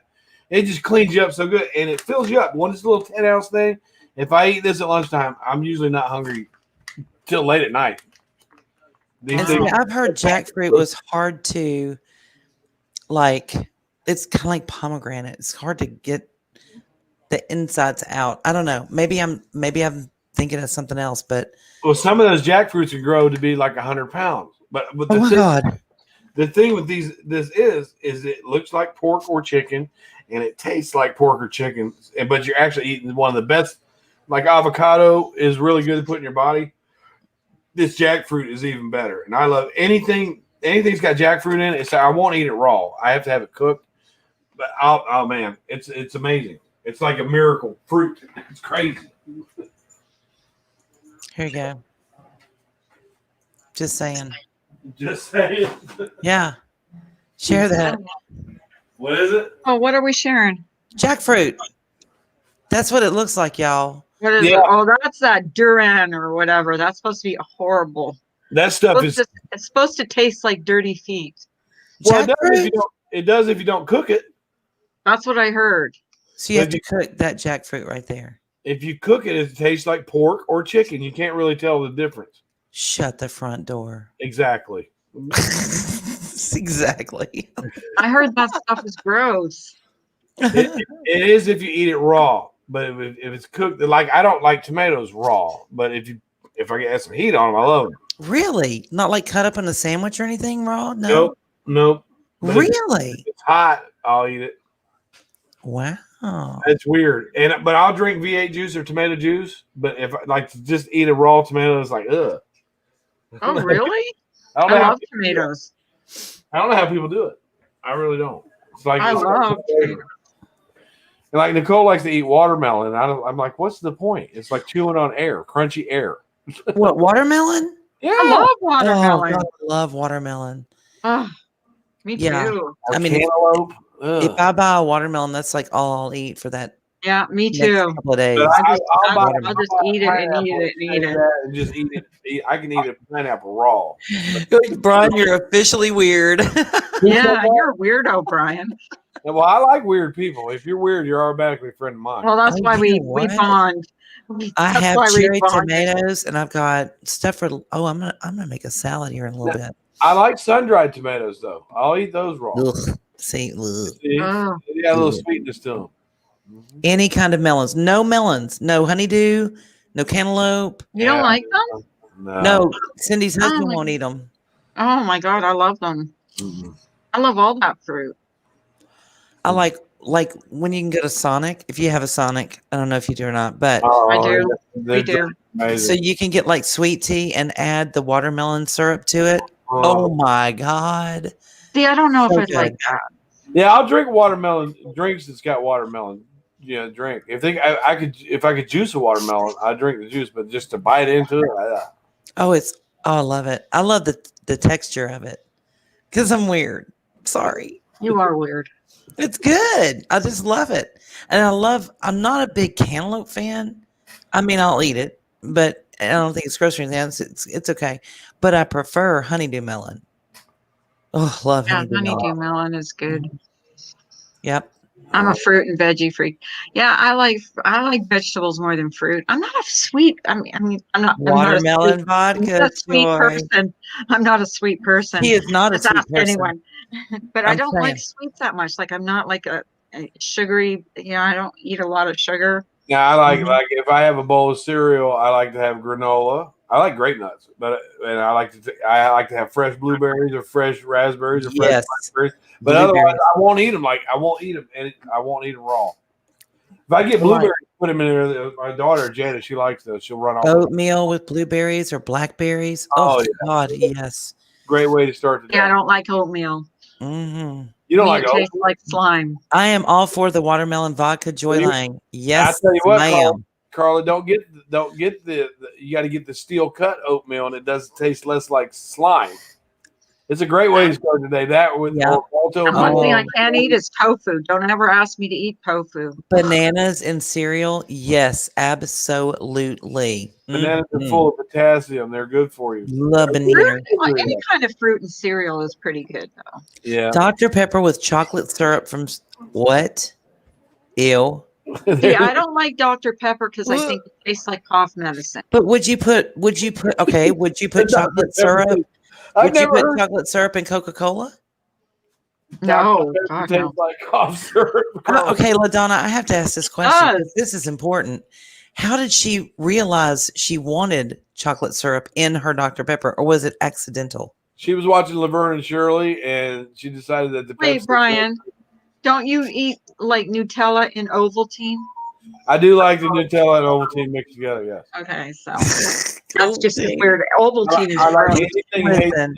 Anything. No, hazelnut, I Brian like. wants Ovaltine because he wants the decoder thing so he can get the special prize. Don't let him fool you. He wants the what's that gun in the show? Well, he didn't get that from Ovaltine, did he? He got the decoder ring or something You like can take some Nutella with you into the men's bathroom and ask the guy beside you, "Hey man, can you pass me the toilet paper?" And when he hands it to you, rub that across his hand that. Ugh, or fling it on the floor next to him. that I is like not bananas. nice. I do like Look bananas. at you, girl. I wonder, chocolate covered bananas are good. An East Coast thing. Bananas Chocolate and in your peanut Frodo. butter. Peanut butter and banana sandwich is awesome. Those are good. It has to be on Texas toast, and it's got to be lightly toasted, and you have to have honey on it. That's Honey on avocado? That's What was it? no, Elvis no, Presley. Elvis Presley used to eat fried No, banana, banana and peanut butter sandwiches. Those are good. Yeah. Banana and peanut butter with a little bit of honey on it on Texas toast, and he called it the hunka hunka sandwich. The hunka hunka. Have you ever tried marshmallow cream on peanut butter? Yes. That's very, very good. I have never tried that. Oh my God, it's so good. It's so good. How do you good. find out these things? Because these are not you know what things you that call normally it? go You know together. what you call it? You know what you call it? Crap on bread. What? Fluffer nutter. A fluffer nutter. Fluffer nutter. There are so many comments that I could make that I will not right now. Look, he's getting on a kid. I said go to bed. He's Look gonna at yell him. at him. Look. Let's slip read. Nicole's looking for something sweet. She needs fluffer nutter. Cherry flavored Dr. Pepper. Cherry limeade. Yeah, that's good. But with chocolate in it? Ooh. Strawberry jelly. Oh my God. Strawberry jelly with cream cheese on toast. Nicole, there's two. Ooh, that would be good. That sounds That would be amazing. really good. Bread. Peanut butter on cucumbers? Yeah, Yeah, I don't know about that. I'm not sure about that. Cream soda, yes. I love cream soda. I'm not crazy about it. Girl, you ain't drinking the right stuff. My sister used to have Nutella on toast every morning. Nutella on Rolled up tortillas? when I was pregnant. On tortillas? No, never had that. That might be good though. That would be like putting it on like a pancake or What whatever. does Nutella taste like? Just It's curious. chocolate. I like chocolate. It tastes like chocolate hazelnut. Yeah. See, I don't like hazelnut. Oh, I love anything that's got Oh, hazelnut. it's like chocolate and hazelnut. Yeah. See, no, yeah. I'm going to pass on that one then. Not bad. Hazelnut? No, like it's so bad if we buy hazelnut coffee by mistake. It Oh, won't is that taste cream soda? No, it's the green apple soda, the Jones. Oh, are you Oh. joking? I can't find the foo berry anymore. Have you seen the foo berry? Berry. Foo berry Jones. It's so good. Eggnog moonshine. Yeah, I get these and I get the blue one. It tastes like bubble gum. Eggnog. Dude, I won't drink regular pop. What's Joy, eggnog moonshine? I don't know, but let's not tell Mike that it exists. Can we not? It looks like I'm Why does drinking he like beer. eggnog? He loves eggnog and he loves moonshine. Mm. And he gets Ooh. really, really Well, then I silly. guess you just put it together and that's eggnog moonshine. No, he gets Have you ever really had snake talkative. bite? If he's had moonshine, have you ever had the snake bite then? No, his No, what's favorite a is snake bite? apple pie moonshine. Oh yeah. Snake bite is like moonshine, but it's got they put a sweetener in it. Okay. It's like sweet because the moonshine is. I mean, it'll take your breath away from. Yeah, it's like drinking battery acid. But snake bite is a little. It's moonshine with a sweetener in it. Sugarland moonshine with eggnog. You drink a coffee cup full of real moonshine, and you're done for usually. Let me tell you, he's drank like, the big, I don't know how tall they are, but the Smoky Mountain ones, Joy, you know what I'm talking about. He's drank like half of that and he gets extremely talkative. Normally he doesn't have a lot to say, but when he drinks moonshine, sweet Jesus, banana cream moonshine. Right. He doesn't say much in the background. He was talking a little of this political, but he'll be sitting right there with you and he don't say much. No, he doesn't. No. The banana cream moonshine, that sounds good too. I just can't get past the thought that I'm going to throw up when I drink it. I'm just saying. It will literally take your breath if you get the good, and you can't breathe for a second. Hey, Austin, how are you? And then you're all right. Yeah, I'm thinking it's not going to feel any better coming up than it did going down. Ugh, And it always gives you heartburn. that's my deterrent from drinking right there. It's like, nope, can't do it. This is really Ativan. I'm just trying to play it off. Okay, cool, No. cool. Adderall. Somebody sent this to me in the mail. Brian, It's Adderall. yeah, with you. I cannot. Sorry. It was. I had to sign for it when I got here. Chocolate Java moonshine. Now I'm getting ready to go to bed, so I take my aspirin. Yeah. Then You I take do 325 or do you just do 81? I do the 325s because Yeah. because if I do any higher than that, it kind of burns my stomach up. And then these in the morning because I can't shots. Apple cider vinegar. Yes. Yeah, I can't stand the shots of it. I've got the drink, but I can't. Oh, I've heard it's. Ugh. Hey, Brian, I wanted to thank you for helping us tonight. You were awesome. I don't want to. Well, I do. I appreciate you inviting me. I wish I had I more. don't thank you. I wish I had more of a time to research it, but now that I know something about And it, misdemeanor. go and look at it. Now you have a whole week. And the next one, what are we doing next? We're doing Ginger Locks. Yeah, her case is the 4 boys. If we keep her out, if we can keep her out of the hospital, We will. We No, plan on it. we're We going to really speak are this. trying hard. I know one that I Doing think it a little bit better every day. I know one that I It's think taken a we while. should. One that I think we should touch on, and sometime in the future, is the West Memphis 3. Oh, Yes. yes. Yeah. Yes, we can And do you that. got to be sure to watch Paradise Lost, and then you got to look at some of the things that Damien Eccles is doing today. Follow him around with Johnny Depp. Look at Johnny Depp in the video with Marilyn. Look at Johnny Depp in the video with Marilyn Manson. It's called Say 10, SAY 10. And Really? you tell me there's not some occultism involved in this, and I think that's why Johnny Depp was actually drawn to Damien Eccles. Really? That's my opinion. A lot of people think that they're innocent, but by law, they are guilty. Okay. I'm going to have to look into that. Now you got my rabbit hole curiosity. Well, Johnny Depp, Hey, Johnny Blue Ladybug. Depp, if you look at Johnny Depp and his involvement with occult and Satanism, and then That's nice, Blue Ladybug. together with David Yes, Eccles. he is a good soul. Yes. Yes, Jim. The West Memphis is with the 3 boys. And then I think there's 3. Were they Documentaries out wrongfully now? accused of murder? Well, Memphis 3? well, No. Are they? well, No, They they are legally guilty, and they're out on the streets today. yeah. Okay. They took the Alfred plea. I don't know much about that case. But I have a good connection with that case because I've been friends with Terry Hobbs on Facebook for about 6 years now. Wow. Oh, cool. Hello Starlight used to tease me about that. Really? He was accused of that crime. Well, what do you think about the Alfred plea? I think that the Alfred plea allows people to get out of prison and not be able to sue the prosecutors for prosecutorial misconduct. That's a good point. And That's a very good point. And if other evidence comes up against them, they can't. It stops them. You know, From pursuing it because of double jeopardy? so you can legally be guilty, Right. be proven guilty, and still get out of prison on an Alfred plea. Yes. See, if the prosecution messes up just a little bit, even if you're guilty, Yeah. you still come back and sue them for millions of dollars. Right.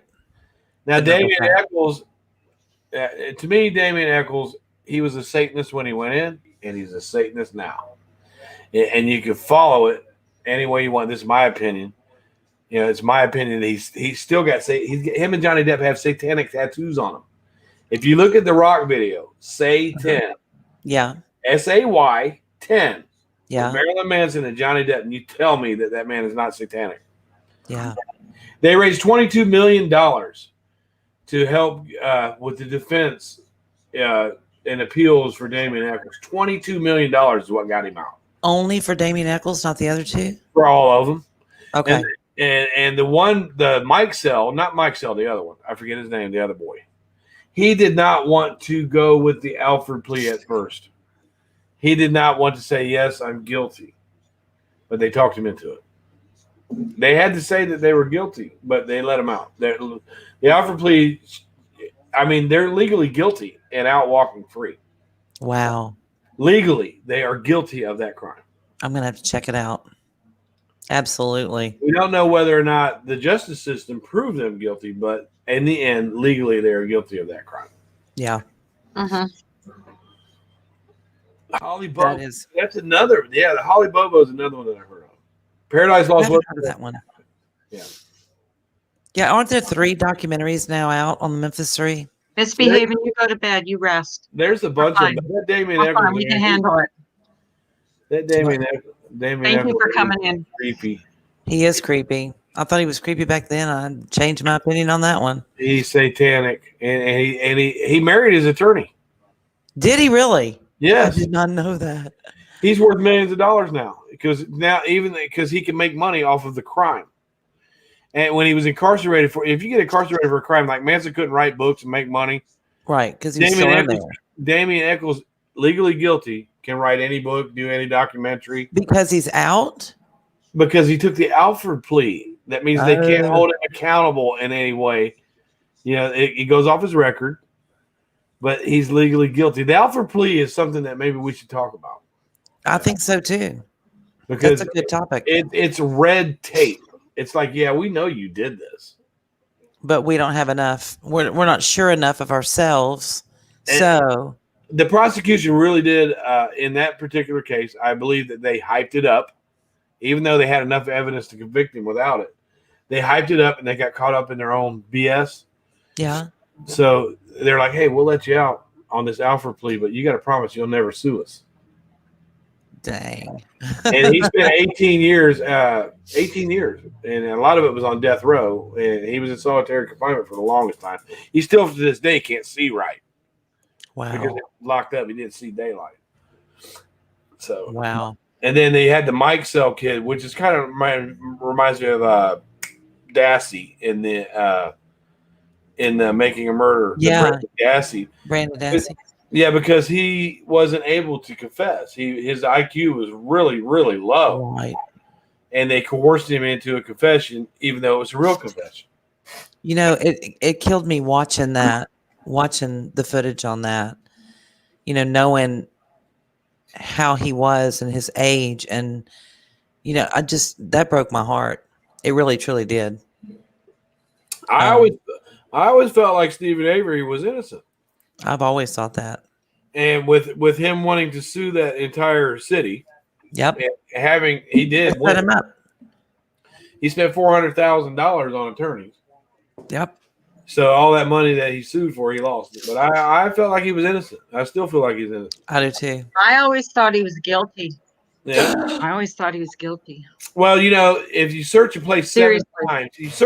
7 times, and then the police that were told not to go there And find the key. Yeah. How convenient. And everybody's looking through this junkyard for this RAV4. Nobody finds it. Love you too, Miss B.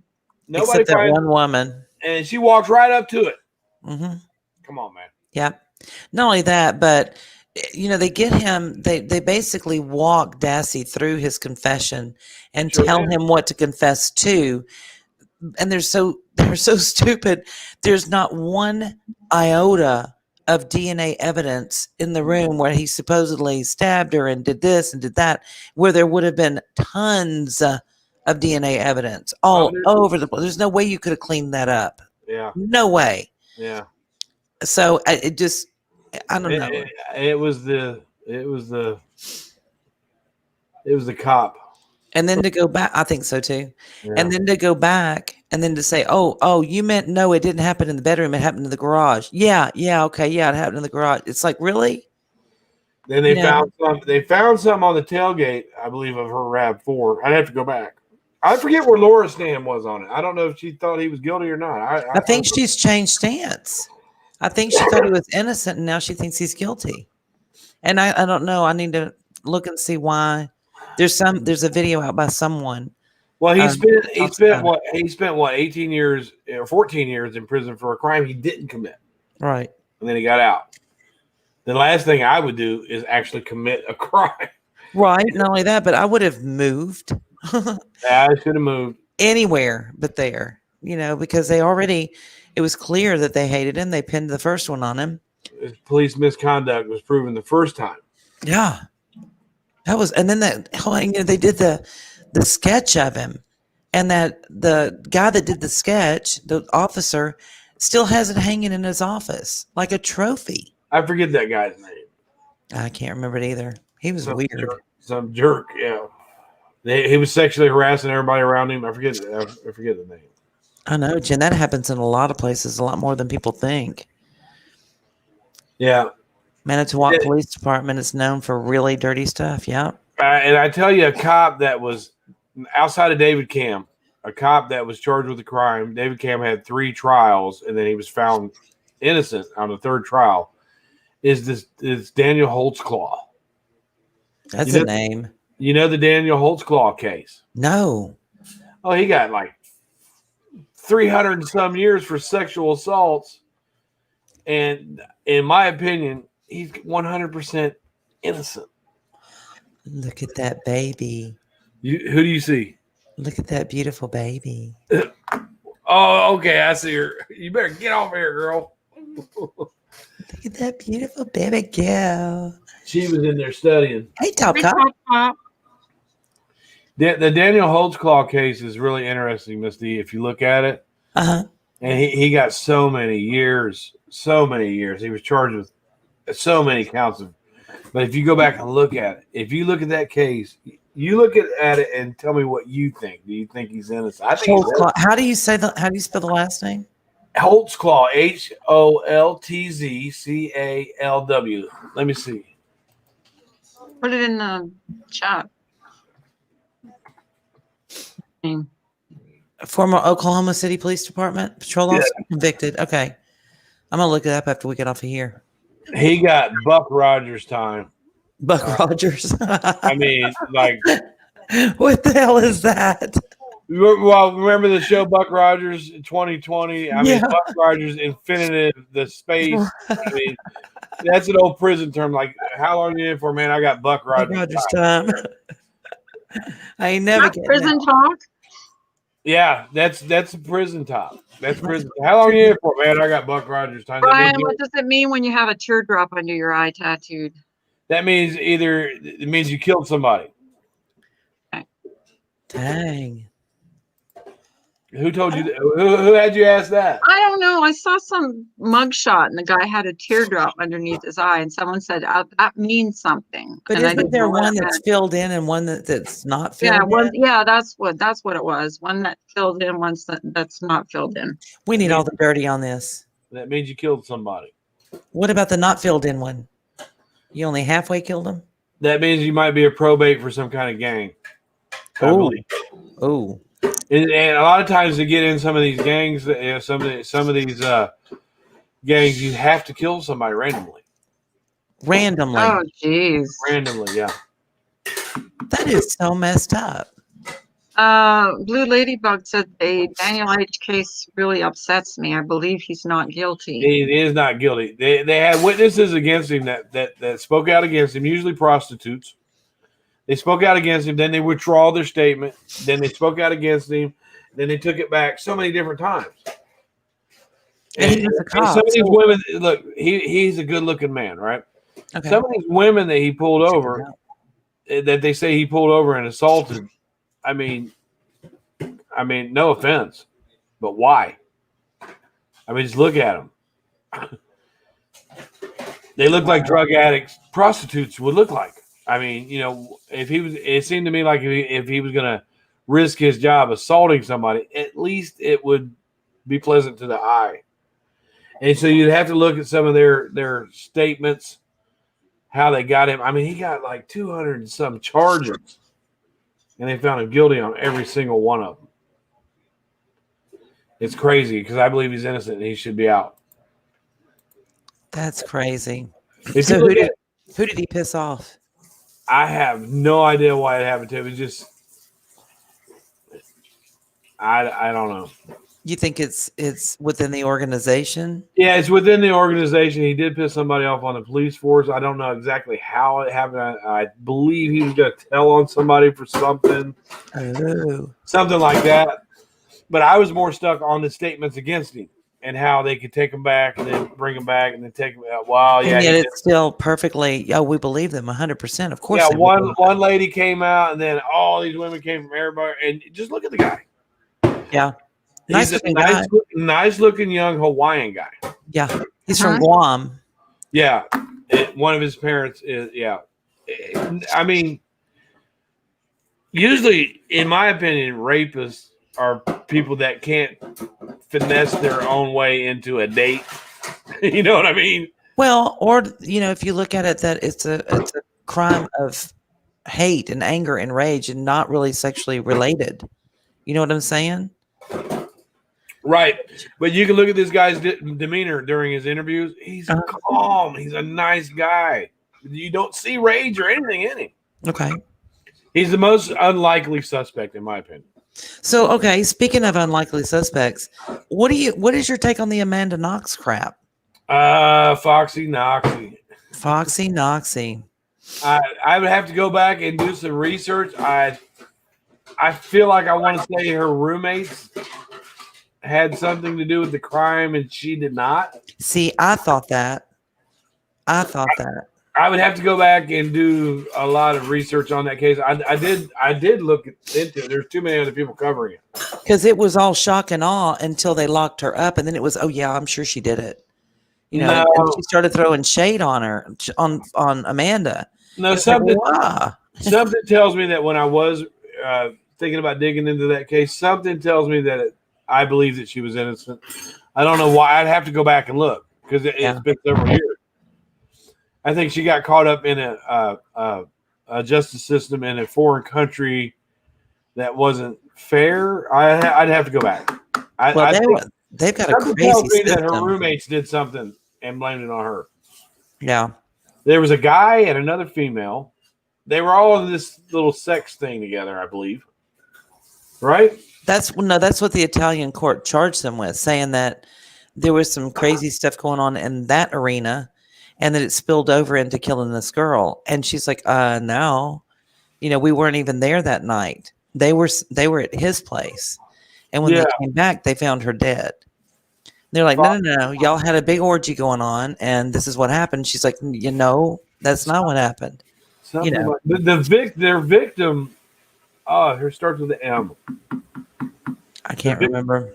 I'd have to go back because I did dig into that case for a little bit. Mm-hmm. Whatever, she's free, right? She's free now. Yeah, she is. They tried to bring her back, but they went ahead and did the trial without her there. So she didn't go back and she didn't stand trial, what have you, blah, blah, blah. So I'm guessing that they've let her go. They've just canceled it out since she didn't come back and show up. Like, did they think she really would? They can't Roman Polanski her. Is that what it is? Right. And Roman Polanski's guilty of sin. Yeah, no doubt. That's why he stays where he's at. Is he dead now? Did he pass away? I'm not sure. I felt so bad for him when he came out. I think he did. I think he's dead. I felt so bad for him when he came out and did that interview after his wife, Sharon Tate was killed, and he was the way he was speaking. He's like, they said so many bad things about Sharon, and she was such a beautiful woman. I felt if you go back and look at his first press conference after that, it's horrible. This is Rich. No, he's still alive. He's in Paris. This is Rich. 12 days ago, The Sun, publishes Kevin Spacey wants to work with disgraced film director Roman Polanski.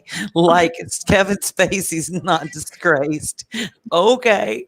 I tell you what, I was so upset that Kevin Spacey got himself. I didn't know he was that kind of person because every single one of his movies are brilliant. So good. So one good. Of the best actors ever. Yeah, then he married her sister, Roman Polanski. Yeah. He married her sister? Sharon Tate's sister, was it? Which one did he marry? He was married to Sharon Tate before she was killed. And then he married her sister? Or which one? No, did he? I'm looking. Well, she had a sister that looked a lot like her. Google is your friend. Your bestie. Starts with a P. It's DuckDuckGo. Let's see. The final affair of Roman Polanski's murdered wife Sharon Tate. Okay. Patty Tate. Who? What? Patty Tate? What? Patty Tate. Patty Tate, Baker's man. That's kind of cute. Now I want to find somebody to marry with the last name of Tate. I tell you what, I watched a video with Doris Tate, their mother, and she went to one of the parole hearings with Tex Watson. And you want to talk about the best crime advocate ever. She never missed a parole hearing. She spoke to them. It's just amazing how she put those guys in their place. But Tex Watson was able to get married and have 3 children while he was in prison. Yeah. Is he dead now? I don't think so. That's crazy. Now, Charlie died. He was like 86. Yeah. Chuck's gone. But Tex Watson claims to have become a born-again Christian. Really? It can happen. If you don't, I don't know. Prison kind of makes everybody get a little closer to God. Yeah. When you hear that door behind you go, or you're checking for shanks constantly, it's like, you don't know. You're not promised any days in prison, to be honest. Yeah. I always thought Sharon Tate was absolutely gorgeous. Yeah, she was beautiful. Tex Watson's still in jail. Wow. Now, some of the girls have gotten out, haven't they? Squeaky or whoever? I don't think so. I don't think Squeaky's the one that went after Gerald Ford, right? I think so, yeah. I don't Joy, there's the family is still there in the hills. That's creepy. Are they still up there? Well, no, on the East Coast. Over on the East Coast. Yeah, there's a picture there with Tex Watson and his kids. Oh, they look just like him. No way. Mm-mm. Really? It's his kids? He said, I'm the devil. I'm here to do the devil's work. So much for Christianity. Well, there went that. Yeah, he can't be forgiven for that. I don't believe it. Maybe. They say the only unforgivable sin is blasphemy against the Holy Spirit. You can be forgiven for just about anything else. But I don't know. He killing an unborn child. Yeah. And then saying that you serve Satan, I would think that would kind of. I mean, that's what he told them. I'm the devil, and I'm here to do the devil's work. He said that to them, his victims. Oh, as he killed them. Yeah. Okay. Gotcha. Yeah, and then Susan Atkins, she married her attorney as well, but she died of brain cancer. Did she really? She had a tumor the size of a softball inside of her head. Dang. Did anybody? That's a good question. Did anybody claim Manson's body? That's a good question. Ooh, I'm going to Google that. Well, Manson's got 2 sons that are out there. Mary Brunell, and then there's the one that looks just like him. But he was with that girl Star, and she was like, I don't know, 27 years old. He claims they got married. Wow. Okay, this was, when did they publish this? February 13, 2018. Okay, so it's been a hot minute ago. But they said that he was on ice for 3 months after he died in Kern County, California, as at least 4 people were fighting over his body. 2 relatives and 2 other men who insisted they have the only valid Manson will. Okay. They've been waging legal battles in 2 California counties for the right to the notorious. What are you going to do with it? I mean, you got to bury it or you're going to go to jail. Just saying. Yeah, because you get charged with abuse of a corpse. What do you? I mean, have him stuffed and standing beside Trigger? What? I know that there was this Atwa because Manson started Atwa, and a guy Wolf, the Wolf, was trying to claim his body. What? I mean, Manson was an incredibly intelligent individual, but he just was intelligent for all the wrong reasons. But yet he's dead, so that intelligence does nothing. He had this charisma that could get people to do what he wanted. Okay, so there's this Jason Freeman dude, okay, who says he's Manson's grandson, right? So according to the petition, he married Freeman's grandmother, Rosalie Willis, in 1955. The couple had a son, Charles Manson Jr., and divorced 2 years after he was born. He says he was 11 years old when he first learned of his infamous lineage. I'm sure he celebrated. Mm-hmm. And his grandmother never taught to him about his grandfather. Yeah. Wow. Well, Charles Manson's middle name is Willis. So he used to always go around and say, Will is man's son. That's where everybody got the whole thing that he was Jesus and all this. Mhm. Will is man's son.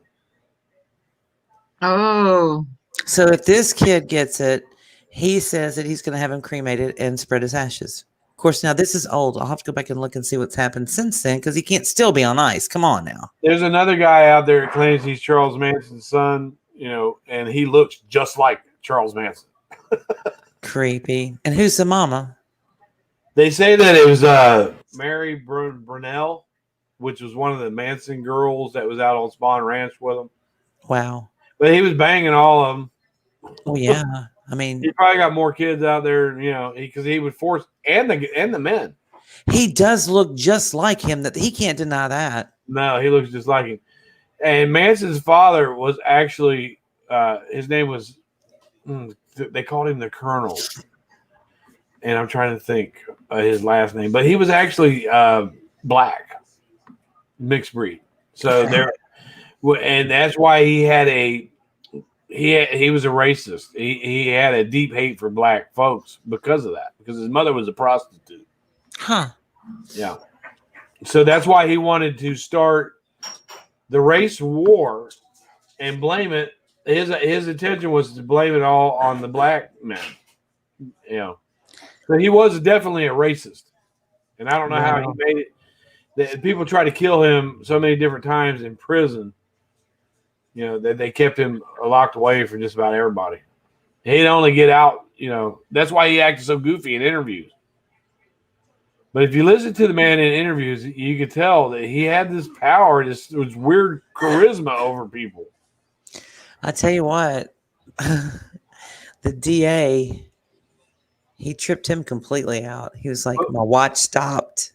There was some crazy stuff that went on during that trial. They had one of their lawyers killed. Freeman got his body and had a funeral. Okay. Thank you, Joy. They have buried him. Wow. That's crazy.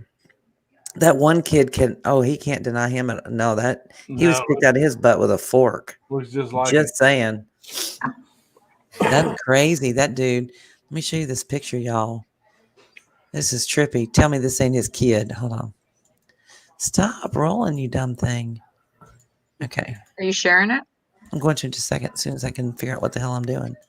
Ha That may take a day or two, huh? Okay, let's see. Wait. Nope, don't do that. Oh, Lordy have mercy. literally. Okay, now I can do it. I think that's it, I hope. Yeah. Tell me Oh that's my not God, Charles, looks that is just Charles like Manson's him. kid. There's a right? video with him. Like him. Yeah, there's a video somewhere with him talking. It looks just like him. That is creepy. Like, can you imagine? Can you just imagine seeing him walking down the street? And he's tiny too, just like Manson's only 5'2". Man, that's creepy. I kind of think Very creepy. If you see his interview, listen to him talking. He sounds like him too. Does he sound like him? Yeah. I kind That of is think, creepy. I kind of think one of my brother-in-laws is related to him too. He's musically talented too. Now, Manson, if he would have stuck to music, he probably could have did good. Stayed out of trouble. He has this song called "Look at Your Game, Girl" that the Beach Boys actually took. Really? And it's pretty good. Well, wasn't that part of the? I was watching on something not too long ago. It may have been Stephanie Harlow. Plug for Stephanie Harlow. Okay, Yeah. but talking about there being a dispute over a song, and the place where he was supposed to be going was right next to where Sharon Tate's house was. One man rubbing all over a little. Well, actually, Doris Day's son was a record producer. His name was Terry Melcher. Yeah. And he thought that Terry Melcher lived at 10050 Celio Drive. Right. But they had moved out, and Roman Polanski and Sharon Tate only had that house a couple months. Right. And he had actually went there and knocked on the door, and Sharon Tate answered the door. Right. So he actually saw her face to face at one point, and But like what he thought she was lying and that she was covering for him, and then that's kind of what they were thinking, that he went back there to seek revenge on him. Yeah. Terry Melcher had promised him a record deal. Yeah. And then he wouldn't get back with him. He wouldn't get back with him. He wouldn't get back with him. I think Melcher was working with the Beach Boys too at the time, which is funny because because the girls were hitchhiking and they met the I forget the Beach Boy's name. I forget his name. Dennis Wilson. Yes, I think. Yeah. They used to. Yeah. So he was sleeping with all the girls. They kind of took over his mansion. They would take his Bentley out. And go garbage, digging through dumpsters. Hey, Kevin. They stole gold records, everything. Yeah. Wow. Can you imagine taking a Rolls Royce out? Yeah. Go dumpster diving? Sure. They did it. Sure, why not? Well, can you imagine the trip that would be, though? These are hippies. I mean, they're pure hippies. Oh, yeah. Yeah. Crazy. That just creeps me out how much he looks like. I could just see me walking down the street going, shit, he's back. They probably would have gotten away with this entire crime if Susan Atkins wouldn't have been running her mouth in the jail. Probably, yeah. No evidence, no nothing. It started with Susan Atkins running her mouth. 2 other inmates went and got a hold of Big Bugliosi. And there you have it. Mm-hmm. They probably would have got away with it. That's nuts. Yep. That is. I love that show. I almost got away with it. That's a good show. Have you seen it? I know what you're talking about. It's pretty good. And then there's another one called "Who the F Did I Marry?" Yes. I thought that was. I thought somebody had written a documentary on my life, and I've never watched it. I'm just saying. You find out your spouse is a criminal. I already know. Of course he is. Tell me something I don't know. Look at that microphone. What kind of microphone do you have? That is a Yeti Blue. That is my Yeti. That's pretty fancy there, bro. Oh, yeah. I like that. It's a good one. It's a phallic symbol for those that are overly horny. Oh, my God. Yeah, but it has good sound. It does. Oh my God! Did I say overly horny? I'm going straight to hell. You did. In fact, you did. No, I'm not, because it really does look. Now you turned it off. Silly.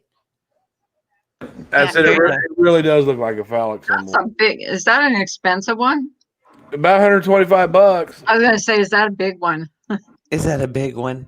God, Carla. Carly, and then it becomes erect at some point. Oh my word! But this is for. It's got 4 different ways that you can use it. Really? If I put it up this way and turn the gain up on it, and there, does it sound a little bit different? No. Yeah. Yeah, and it's got the stereo. I mean, it's directional, is what I'm saying. It's it's crispy that way. It's crispy. It's crispy. Very crispy. Crispy. Yeah, I've had that for YouTube. Bought that for me, actually. Go YouTube. Well, because I use my super chats to upgrade my system. That's how I got my Logitech cam, and I got my little Asus thing going on. I got the top. Look how cute I am. Hi, me. Where are you at? On your screen. Let me see. Show us your screen. Show us your screen again. Other way. Oh, right here? Yeah, right that one. See, there we are. I don't see me. I only see you. Show Carla. Mister, you know you're catfishing us though right now, right? Absolutely. I'm the biggest catfish on YouTube. I'm really a 7 foot tall dude. Just so you know. You got a grin on you. Looks like you just did something terribly wrong, though. I usually have that grin all the time. So guilty. Never go in front of a court. People don't know if that should run for me or join me. Well, all right, guys. I'm ready to go to bed. I'm tired. Yeah, me too. I'm tired. It's been good, though. It's nice to have a decent live. at night. At night. How do you like that nighttime live, huh? Nighttime live. I'm a little bit offended because we didn't get a single troll. Shh. Yeah. No. Don't Hush your bite your mouth. tongue, Trolls Brian. Hey, don't get even the like soap. it, man. Hey, Pookie T. Well, Jen was our Hi, troll Pookie. tonight. That's Jen was okay. trolling me. We kind of veered off the crime a little bit here and there, but Not much though. We talked about other. if you go to the beginning, you'll see the whole story from start to finish, along with photos and video, which I hope I'm not going to get struck for, but I might Nah. have to take it down. Hopefully not. Nah. Yeah. So, yeah, you guys remember, put your suggestions in the comments. And Let us know. tell me if you enjoyed it, or if you want us to do certain cases. Yeah. You suggest it. Me and Miss D and Carla will research it, and then Yep. Carla will present it on her channel. Yeah. You did, Pookie, but it's okay. Watch it again. Watch the replay. Night, Miss B. Love you bunches. I gotta go. I'm tired. So I guess we're going to end this and go celebrate our first crime True crime live. live. Yeah. Yay! Oh, troll. Austin's my troll. He's my troll. Troll. I have my own personal troll. Meerkat was here, but he wasn't trolling nobody. Oh, I don't know if I Meerkat like is him. male or female. It's a meerkat. Meerkat, are you male or female? Meerkat usually hates my guts. I think Meerkat's female for some reason. How can you I hate don't know. They anybody's come in here. guts? I don't know. Meerkat used to be like hate my guts. I don't know. I think Meerkat goes with They haven't been like really nasty. So You whatever. too, Whatever. oh, they're not. They're welcome here. People don't mess with me. People don't mess with me like they used to because then they start picking on me. I just go, Jesus loves you. It's the best way to answer it. Jesus Absolutely. loves you. Absolutely. Meerkat said, I'm a cheek. I'm a cheek. A cheek, a chica chica, Chica bow wow. or a chico. Is it I chico or always chica? for some reason thought it was a female, but Chica bonita. A chico or a chica? Chica bonita. Meerkat seems like a male name though. I don't know why. But What's Meerkat? anyways, you guys, thank you, my awesome mods tonight. I was expecting to get trolled a little more and kind of disappointed, but Good Lord, Not what's wrong really. with you guys? not really. Where's FOD when you need her? Oh yeah. God, Lord, y'all Just quit. bite your tongue. Okay, I love y'all. I'm running Okay, I away. love you. All right. I'm gonna go. Peace. Bye, thanks everybody. Had a good time. Bye. Bye.